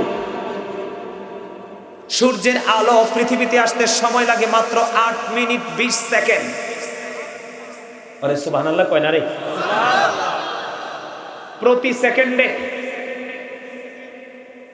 প্রতি সেকেন্ডে 1,86,000 মাইল বেগে পৃথিবীর দিকে ছুটে আসে। এই সূর্যের আলোটা অনেক আবরণ ভেদ করে আমাদের গায়ে লাগে, আমরা কিন্তু এটা সহ্য করতে পারি না। যুবক, তোমাদের জন্য আমি সূর্যের কাছে এসেছি। এত পর থেকে সূর্যের কিরণ লাগে রে, সইতে পারি না, সইতে পারি না। কাল হাসরের ময়দানে ডাইরেক্ট সূর্যটা তোমার আমার সোয়া হাত উপরে থাকবে রে যুবক। তোমার পুরো বডিটা ঘেমে যাবে রে, দুর্গন্ধময় হয়ে যাবে পরিবেশ, তোমার এত ভয়ঙ্কর অবস্থা হবে রে। ওই যে বলেছি তুমি বাঁচতে পারবা না, মরতে পারবা না, পালাইতে পারবা না, কিন্তু আজকে দোলখার জমিনে যুবক তোমরা যে দৃষ্টান্ত স্থাপন করেছো, তোমাদেরকে আশ্বস্ত করে গেলাম আমি, ওই দিনে তো ভয়ঙ্কর পরিবেশ তৈরি হবে, কিন্তু আকাশ যদিও ভেঙে চলে যাবে, তারকাগুলি সেদিন ঝরে ঝরে পড়বে, সমুদ্র সেদিন উদ্বেলিত হয়ে যাবে, পাহাড়গুলো ধুলার মতো উঠতে থাকবে, আসমানকে আল্লাহ গুটিয়ে নেবে যেমনি মানুষগুলো তার লিখিত দপ্তরকে গুটিয়ে নেয়। এত ভয়ঙ্কর, এত বিপজ্জনক অবস্থা হবে রে যুবক। সেই দিন আল্লাহর আরশের ছায়ার নিচে একটা জায়গা থাকবে, ওই আরশের ছায়ার নিচে 60 দলকে, 7 শ্রেণীর মানুষকে আল্লাহর আরশের ছায়ার নিচে জায়গা দেবে। এর মধ্যে একটা দল থাকবে, যদি আজকের ওয়াজের পরে নিজের লাইফ স্টাইলকে চেঞ্জ করতে পারো, মানসিকতা পরিবর্তন করে অন্ধকার জগৎ ছেড়ে আলোর দিকে হাঁটতে পারো, এর মধ্যে একটা দল থাকবে রে, ওই দুলখার যুবকের দল। এটা আমার নবীর হাদিস। আল্লাহু আকবার, ইয়া রাসূলুল্লাহ। আলহামদুলিল্লাহ, যেটুকু বলছে না যুবক, এই জন্য তোমাদেরকে বলেছি, এগুলো বাস্তব কথা। আমার দিকে থাকো, আমি কোথায় ছিলাম? আলী রাদিয়াল্লাহু তাআলা আনহু মত সম্পর্কে তিনি কি বয়ান দিয়েছে? হযরতে আলী তিনি বলেছেন, বিশাল একটা দরিয়া, এই দরিয়ার মধ্যে যদি কি থাকে মদ পড়ে একটা ফোঁটা, কয় ফোঁটা? কয় ফোঁটা? একটা ফোঁটা মদ যদি দরিয়ার মধ্যে পড়ে রে, ওই দরিয়ার উপর যদি বিশাল একটা মিনারা তৈরি করা হয়, আমি আলীকে যদি বলা হয় আলী ওই মিনারায় দাঁড়ায় আযান দাও, আমি আলী কোনদিন ওই মিনারায় উঠে আযান দিব না। জোরে জোরে কন্যা নাউযুবিল্লাহ। এটা হারাম, এটা নষ্ট, এটা মানুষকে পথভ্রষ্ট করে দেয়, মানুষের জন্য সকল ভালো রাস্তা বন্ধ করে দেয়, সকল অন্যায় রাস্তাগুলো ওপেনিং করে দেয়। হযরত আলী আরো বলেছে, ওই দরিয়ার পানি যদি শুকিয়ে যায়, শুকিয়ে যাওয়ার পরে যদি ওই দরিয়ার মধ্যে ঘাস ওঠে, ঘাস ওঠে না, যেমন এই যে এই জমিনে কিন্তু ঘাস আছে, এটা দেখবেন 1-2 দিন চলে গেলে আপনাদের যে পায়ের ছাপ লেগেছে, ছাপটা উঠে যাবে, গাছগুলো মাথা উঁচু করে দাঁড়াবে, তখন আপনি গবাদি পশুকে ছেড়ে দিলে হেঁটে হেঁটে খাবে। এটাই তো বাস্তবতা। হযরতে আলী বলে দিয়েছেন, ওই দরিয়ার পানিটা শুকিয়ে গেল, শুকিয়ে যাওয়ার পরে এটার মধ্যে ঘাস জন্ম হলো, আমি আলী কথা দিলাম আমার পশুগুলোকে আমি কোনদিন এই দরিয়া থেকে ঘাস আমি আমার পশুগুলোকে খাওয়াবো না। জোরে জোরে কন্যা নাউযুবিল্লাহ। কত ভয়ঙ্কর জিনিস খেয়াল করছেন, কত নষ্ট জিনিস খেয়াল করছেন। যুবকদেরকে বলছি, ভাই তোমরা কি এই মদখোরদের কাছে যাবা? নবীজি কি বলেছে জানেন? ইমানদাররা কখনো মদের টেবিলে বসতে পারে না। মদ যারা পান করে, নেশা যারা করে, তাদের সাথে ইমানদারের কখনো প্রেম হতে পারে না। ঠিক কিনা বলেন? ইমানদার এবং বেঈমান কখনোই এক হতে পারে? কথা বলেন না কেন? আলো আধার কখনোই এক হতে পারে? কথা বলেন, পারে? পারে না। সম্মানিত উপস্থিতি, মদ কি করা যাবে না? মদ কোনোভাবে মদখোরকে সহযোগিতাও করা সমান অপরাধ। কি? আর আমাদের সমাজের মধ্যে একটা বড় বেধি এখন সৃষ্টি হয়েছে, সুদ। কি? সুদ। মদের চাইতেও ভয়ঙ্কর সুদ। মদের চাইতেও ভয়ঙ্কর কি? আমার দিকে তাকান। মদের চাইতেও ভয়ঙ্কর কি? সুদ। সুদ তো খাওয়া যাবে না, এটা টোটালি নিষেধ, না তো হারাম। লা তুকবালু সালাতুন বিগাইরি তুহুর ওয়ালা সাদাকাতুন মিন কুবুর। পবিত্রতা ছাড়া আমল কবুল হয় না, হালাল টাকা না হইলে দানও কবুল হয় না। কি করবেন আপনি? 10টা টাকা দিয়ে, বুখারীতে আসছে হাদিস, 10 টাকা দিয়ে আপনি জামা বানাইছেন, কয় টাকা? 10 টাকা দিয়ে আপনি জামা বানিয়েছেন, 9 টাকাই হালাল, 1 টাকা হারাম। 1 টাকা হালাল 9 টাকার সাথে লাগার কারণে কি হয়ে গেল? হারাম হয়ে গেল। নবীজি বলেছেন কিয়ামত পর্যন্ত নামাজ পড়তে পারবা, কিন্তু নামাজ কবুল। আমার নবীজি, এটা মেরাজের রাত কিনা? আসছে আগামী 27 তারিখ লাইলাতুল মেরাজ উদযাপিত হবে। আমার নবীজি যখন মেরাজে গেল,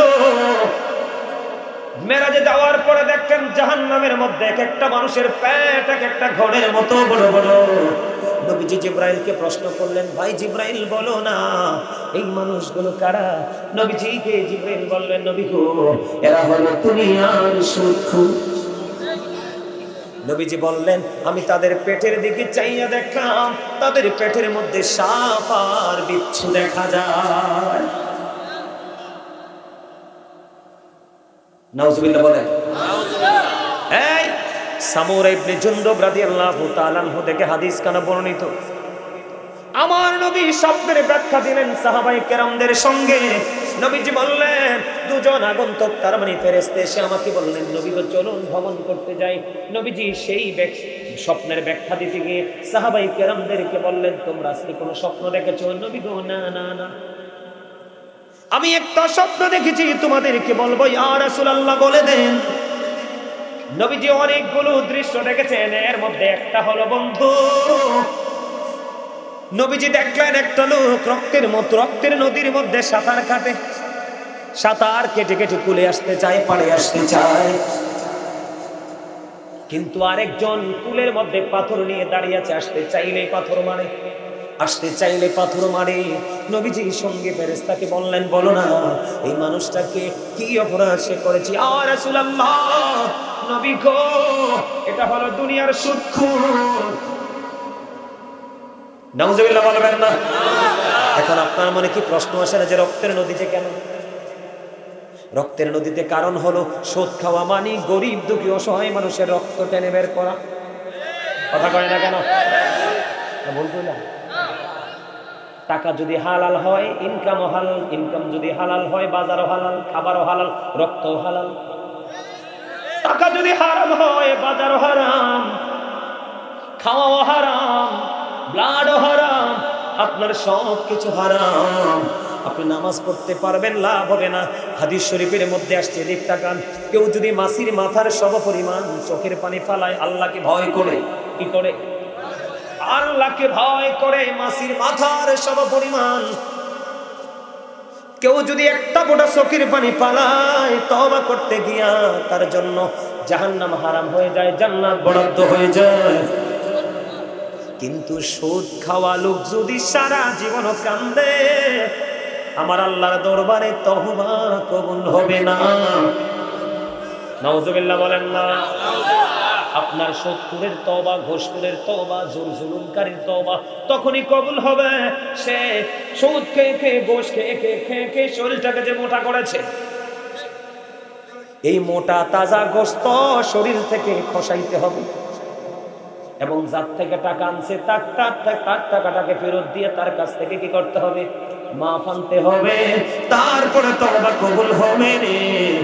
সর্বশেষ আপনি যে সুদ খাচ্ছেন, ঘুষ খাচ্ছেন, অন্যায় করছেন, অপরাধ করছেন, কার জন্য? দুনিয়ার জন্য। কিসের জন্য? আল্লাহ বলতেছে সূরা আলে ইমরানের 185 নম্বর আয়াতের শেষ অংশে, ওমাল হায়াতুদ দুনিয়া ইল্লা মাতাউল গুরুর। এই দুনিয়ার জীবনে হায়াতটা ধোঁকা, প্রতারণা। টাকা পয়সা উপার্জন করে রেখে যাবেন কার জন্য? সন্তানের জন্য। এবার চলেন কোরআন শরীফের 19 পারায় যাই। কোরআন শরীফের 19 পারা সূরা শুআরার 88 নম্বর আয়াতে আল্লাহ বলেছেন, ইয়াউমা লা ইয়ানফাউ মালুন ওয়ালা বানুন। আপনার ধন সম্পদ, সন্তান সন্ততি ওই কাল হাসরের দিন কোনোটাই কাজে লাগবে না। তবে হ্যাঁ, যিনি সুস্থ অন্তর নিয়ে যাবে তার কি? তার সবকিছুই, যিনি সুস্থ অন্তর নিয়ে আসবে সে ব্যতীত, ঠিক কিনা বলেন? ইয়াউমা লা ইয়ানফাউ মালুন ওয়ালা বানুন ইল্লা মান আতাল্লাহা বিকলবিন সালিম। আল্লাহু আকবার বলেন না কেন? আর জোরে বলেন আল্লাহু আকবার। এবার শুনেন, এতগুলো কথা বলেছি আপনাদেরকে বাঁচানোর জন্য। কিসের জন্য? আর জোরে বলেন, কিসের জন্য? এই একটা হাদিস বলে শেষ। যারা বাবা হয়েছেন, মা হয়েছেন, আপনি একটা সন্তানের দায়িত্ব ঠিক করে পালন করবেন। কি করবেন? তাহলে আপনার কি হয়ে যাবে? ছেলে সন্তান মানুষ কোনোদিন পথভ্রষ্ট হবে না। এদিক তাকান, নবীজি বলেছে, আদিবু আওলাদাকুম আলা সালাতি খিসালিন হুব্বি নাবিকুম ওয়া হুব্বি আহলি বাইতিহি ওয়া আলা কিরাতিল কুরআন। এই রাসূল বলেছেন, হুব্বি নাবিকুম, তোমরা তোমাদের সন্তানদেরকে নবীর প্রেম শিখাও। Teach the love of the prophet, নবীর ভালোবাসা শেখাও। ওয়া হুব্বি আহলি বাইতিহি, টিচ ফ্যামিলি লাভ, নবীর পরিবারের ভালোবাসা শেখাও। ওয়া আলা কিরাতিল কুরআন, learn to recite the holy Quran, Quran তেলাওয়াত শেখাও। আপনার সন্তানকে কি শিখাবেন? নবীর প্রেম শিখাবেন, নবীর আহলে বাইতের প্রেম শিখাবেন, কোরআন তেলাওয়াত শিখাবেন। তাহলে কি হয়ে যাবে? আপনার সন্তান মানুষের মতো মানুষ হয়ে যাবে, কোনোদিনও পথভ্রষ্ট হবে না। সম্মানিত উপস্থিতি, অনেক লম্বা সময় ধরে আলোচনা করেছি। আমার আলোচনায় যদি আপনারা কষ্ট পেয়ে থাকেন, আল্লাহর ওয়াস্তে ক্ষমা করে দিবেন। আর যদি ভালো লেগে থাকে, কি আরে আমিও তো কমু, টেনশন করার দরকার আছে? সবাই চুপ থাকে না, দেখেন না আমি কি করি। গত বছর তো রাস্তার মাঝখান দিয়ে রাস্তা দেখাই দিছে, নজরিন্দা যাই কেন দেখিস। এবার আস্তে আস্তে করে মেইন রোডে যাবো, ঠিক আছে না কথা? আলোচনা বলে, আমি যে আলোচনা করেছি কেউ কি কষ্ট পাইছেন? আমার আলোচনাগুলো কি করছে আমি বলি। প্রথমত আপনাদেরকে মনোযোগ নিয়ে কিছু টপিক দিয়েছি, ঠিক না বলেন? এরপরে জান্নাত অল্প করে, জাহান্নামটা একটু বড় করে, ঠিক না ঠিক? এরপরে কি? জিকির, ঠিক না? এরপরে কি? নামাজ, ঠিক না? এরপরে কি? Pant shirt, thank you very much, লেবাস, পোশাক, তারপরে গান বাদ্যযন্ত্র, তারপরে মদ গাঁজা, নেশা জাতীয়। মনে রাখবে? আর মনে না থাকলেও সমস্যা নাই, মনে রাখার চেষ্টা করাটা উত্তম। মনে না রাখলেও সমস্যা নাই। এই কতগুলো ক্যামেরা দেখছেন, সবগুলোর মাধ্যমে অনলাইনে আসবে, পরে ঘরে বসে বসে শুয়ে শুনতে পারবেন। আজকে যেমন লাগছে তার চেয়ে আরো ভালো লাগবে যখন মিডিয়াতে আসবে। তখন নিজে নিজে বসে বসে বলবেন, আল্লাহ, এই মাহফিলে আমিও ছিলাম, ঠিক না? ঠিক, আমি এত লম্বা সময় কথা বলেছি, ত্রুটি হতে পারে, ভুলের ঊর্ধ্বে কিন্তু কেউই নয়, ঠিক কিনা বলে? আমার কথায় যদি কষ্ট পেয়ে থাকে, আল্লাহর রাস্তে ক্ষমা করে দিবেন। যদি ভালো লেগে থাকে, আমার কথাগুলোর উপর ভিত্তি করে নিজেকে শুধরে নিয়ে বাস্তব জীবনটাকে একেবারে কোরআন হাদিসের আলোয় আলোকিত করে বাস্তব জীবনটাকে বাস্তবায়ন করার চেষ্টা করবেন। আল্লাহ আমাদের সবাইকে ঈমান ইসলামী জিন্দেগি দান করুন। সকলকে একটা গজল গাইতাম। কোন গজলটা গাইতাম?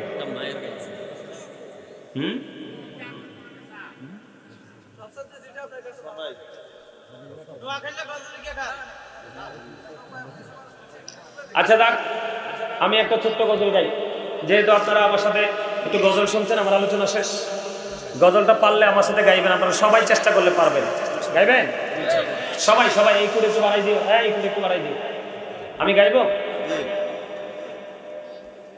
আরে আমি তো বলবো, একটু ধৈর্য ধরেন, এই করে একটু বাড়াই দিও। হ্যাঁ, সুবসি আওলা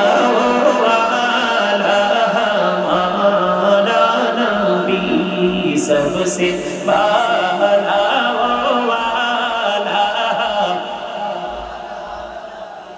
सबसे औला वाला हमारा नबी, सबसे वाला आला हमारा नबी। अपनी मौला का प्यारा हमारा नबी, अपनी हमारा नबी, दोनों आलम का दुल्हा हमारा नबी, सबसे औला वाला बी, सबसे वाला वाला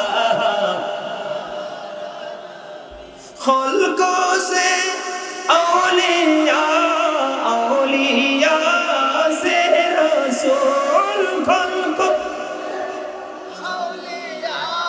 औलिया से रसूल, रसूलों से आला हमारा नबी, सबसे औला वाला हमारा नबी, सबसे वाला वाला।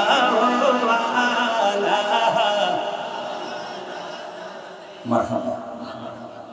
হাতড়ি তুললেন না, কত কিপটা আপনারা। শেষ পর্যন্ত বুঝি হাতড়ি গুটাই রাখলেন, ইশারা দিছে হাতড়ি তুলতে পারেন না। এই মিয়া, এই চারপাশ রহমতের ফেরেশতা আজকে ঘেরাও করে ফেলেছেন। আজকে আপনাকে নিয়ে প্রশংসা হচ্ছে, সুবহানাল্লাহ বলেন। কি হচ্ছে জানেন? বলছিলাম বলবো না, কৃপণতার কারণে বলছি। আল্লাহ আল্লাহর হাবিবকে ডেকে বলে, বুখারী শরীফে আসছে হাদিস, নবীজিকে আল্লাহ ডেকে বলে, হাবিব আপনি জানায়া দেন আমার বান্দাগুলো যখন পৃথিবীর জলসায় বসে বসে জিকির করে আমি আল্লাহ, আমি তার চাইতে উত্তম জলসায় আমি আমার ওই বান্দার জিকির করি। আপনাদের মর্যাদা ওই পর্যন্ত চলে গেছে, বোঝেন কিছু? হাতড়ি তুললে কি হইতো? এই হাত তোলে তোলে যখন আমরা গজল গাইবো কত মজা লাগে, সুন্দর লাগে না? আরে যারা সুন্দর লাগে না? আবার হাত তোলে গান, দিদি পানি তোলে দে মাঝি হেলা করিস না, দিদি পানি তোলে দে মাঝি হেলা। সবাই সবাই হাত তোলেন সোজা করে, সবাইকে তুলতে হবে, এই সবাই সোজা করে। দিদি পানি তোলে দে মাঝি হেলা করিস না, দিদি পানি তোলে দে মাঝি হেলা করিস না, ছেড়ে দে নৌকায় যাব মদিনা, ছেড়ে দে নৌকায় যাব মদিনা, দিদি পানি তোলে দে, দিদি পানি তোলে দে, ছেড়ে দে নৌকায় যাব মদিনা, ছেড়ে দে নৌকায় যাব মদিনা। মক্কার নবী এলো মা আমিনার ঘরে, হাসিলে হাজার মানি কাঁদিলে মক্কা ঝরে, দয়ালে মুর্শিদে যার শাখা তার কিসের ভাবনা, দয়ালে মুর্শিদে যার শাখা। সবাই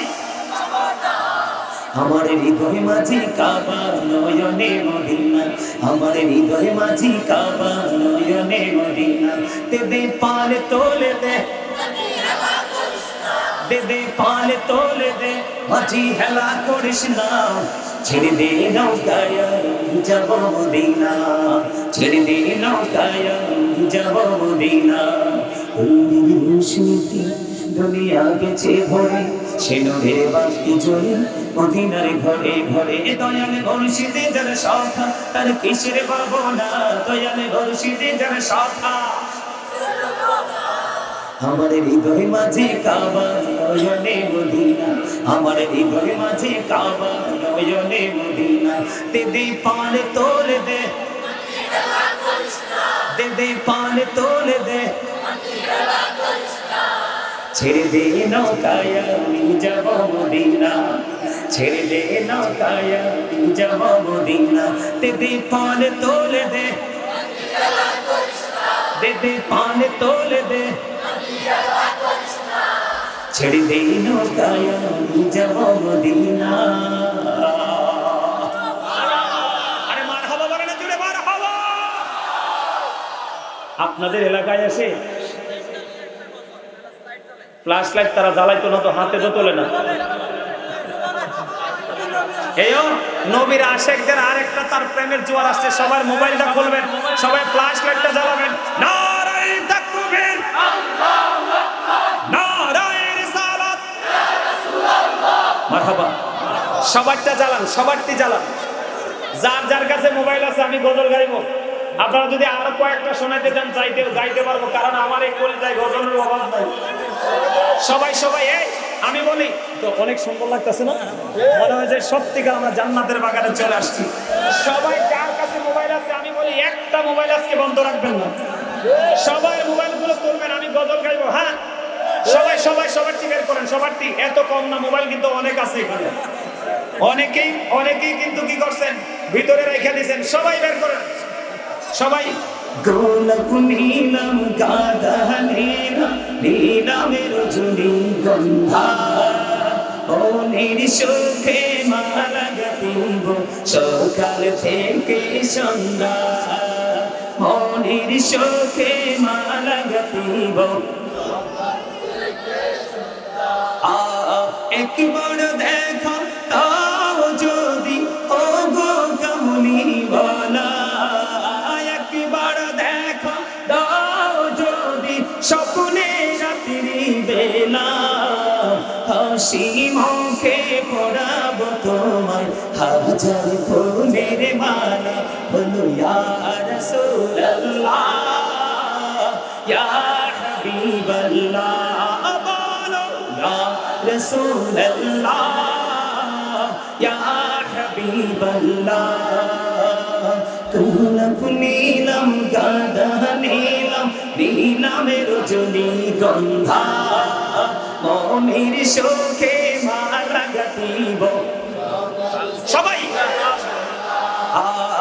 একবার দেখা দাও যদি ও গো কামলিওয়ালা, একবার দেখা স্বপ্নে রাত্রি বেলা, হাসি মুখে পড়াবো তোমায় হাজার ফুলের মালা, বলো ইয়া রাসূলুল্লাহ ইয়া হাবিবাল্লাহ, বলো ইয়া রাসূলুল্লাহ ইয়া হাবিবাল্লাহ। মারহাবা, প্যার জোরে মারহাবা, আল্লাহু আকবার।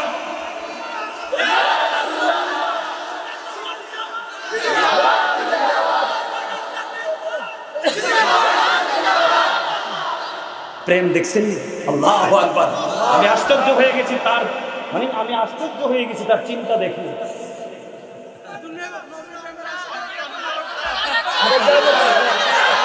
ঠিক আছে, ওকে ওকে ওকে ওকে, তোমরা ধৈর্য ধরো। কোনটা দাঁড়া দাঁড়া দাঁড়া, কি এটা না, এটা তো ঠান্ডা গজল, গরম লাগবো তো।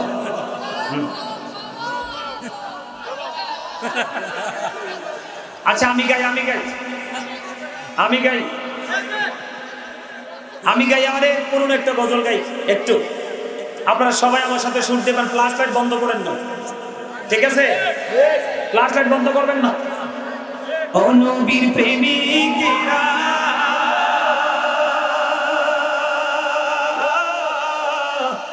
দিশেহারা মরণের ভয় করে না, প্রেম তো মরে না। ও নবীর প্রেমিকেরা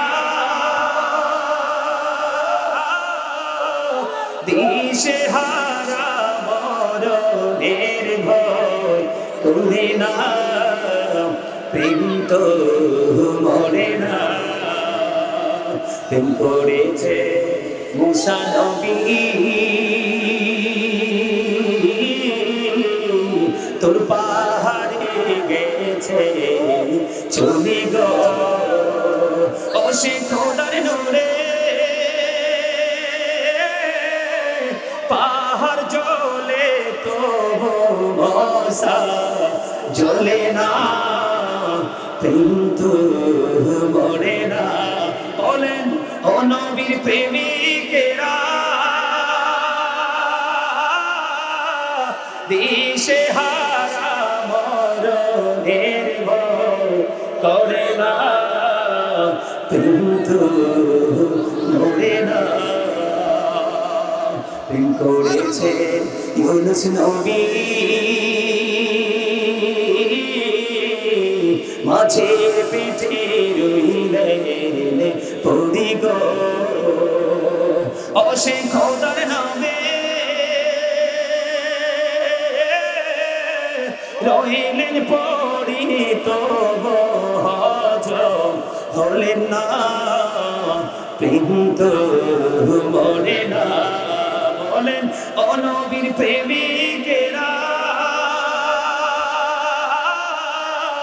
দিশে হারা মরণের ভয় করে না, প্রেম তো মরে না। জোরে জোরে বলেন মারহাবা, আর জোরে বলেন মারহাবা। আপনারা আল্লাহু আকবার।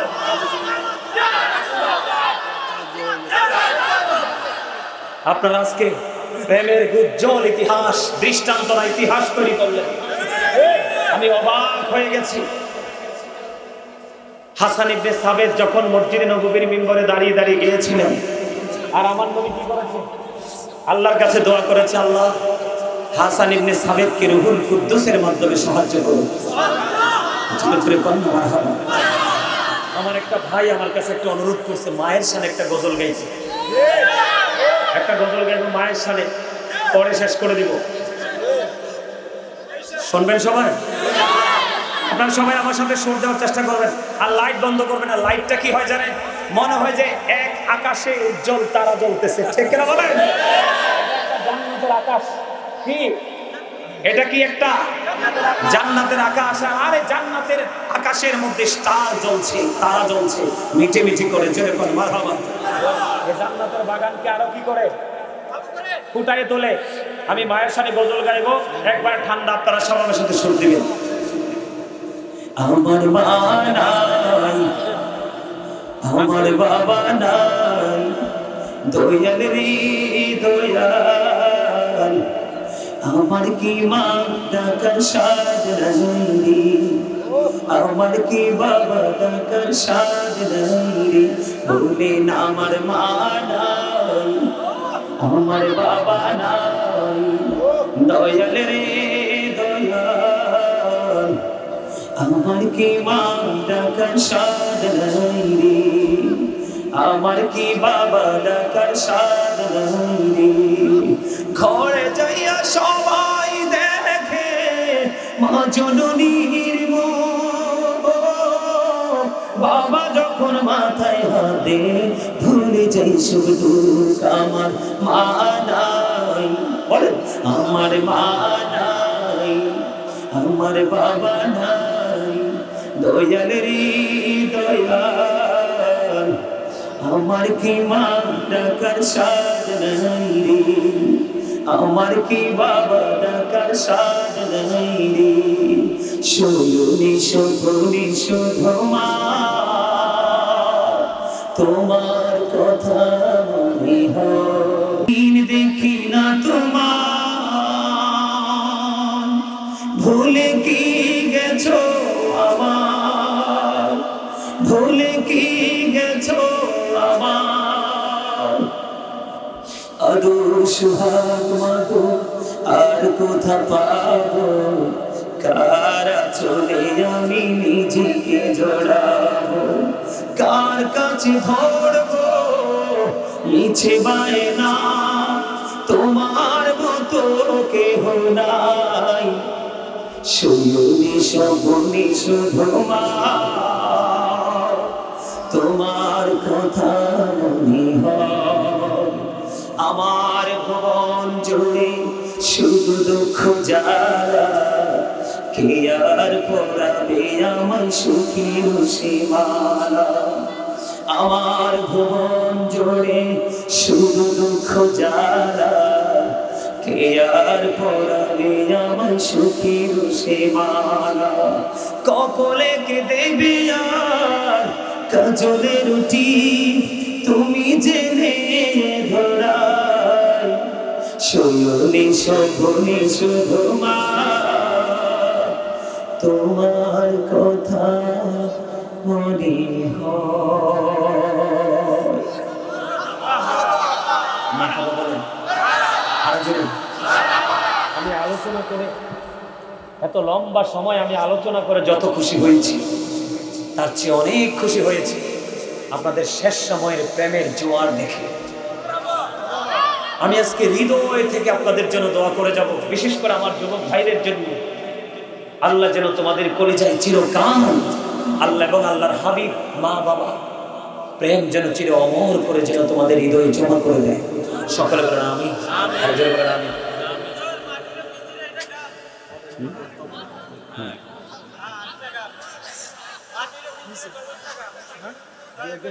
এই শোনেন, কথা বলিয়েন না, আমি শেষ করে দিয়েছি আলোচনা।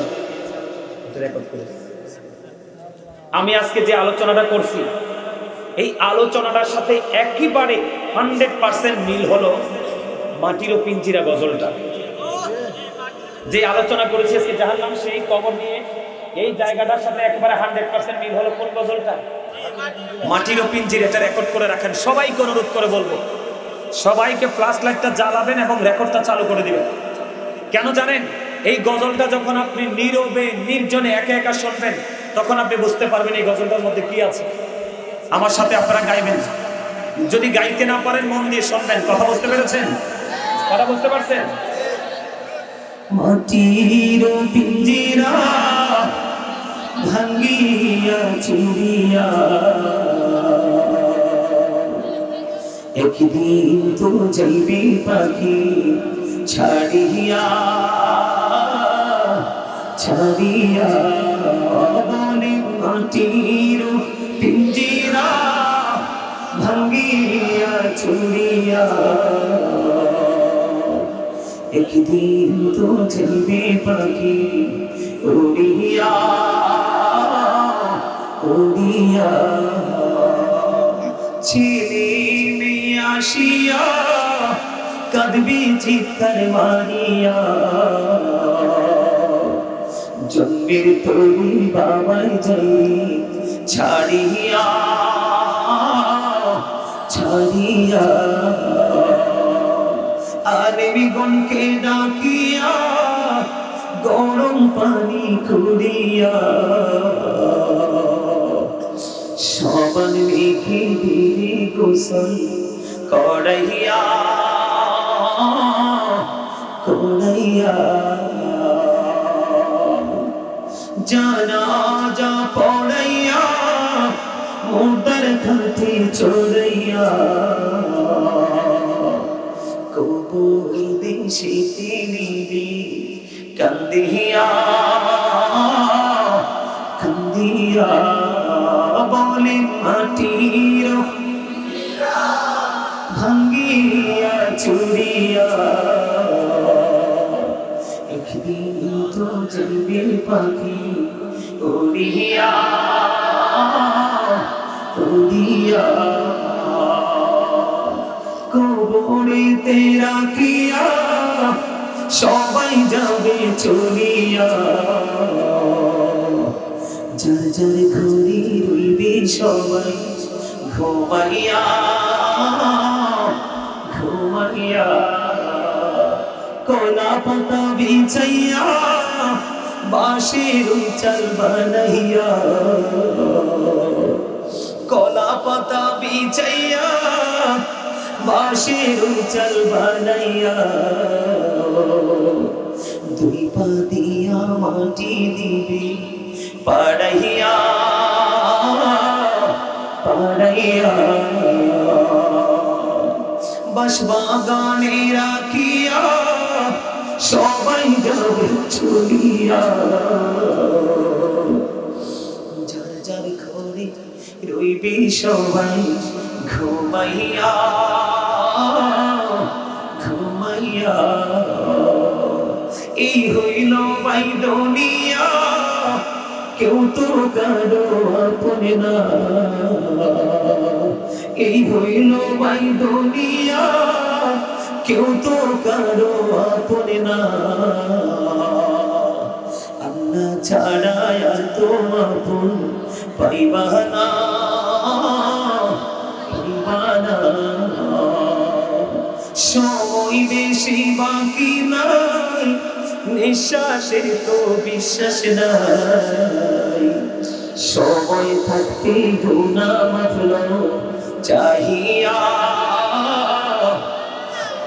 চাহিয়া আল্লাহর জিকির করিয়া জবান রাখো বিজাইয়া। মৃত্যু কষ্ট চাইবে দূরে সরিয়া, সরিয়া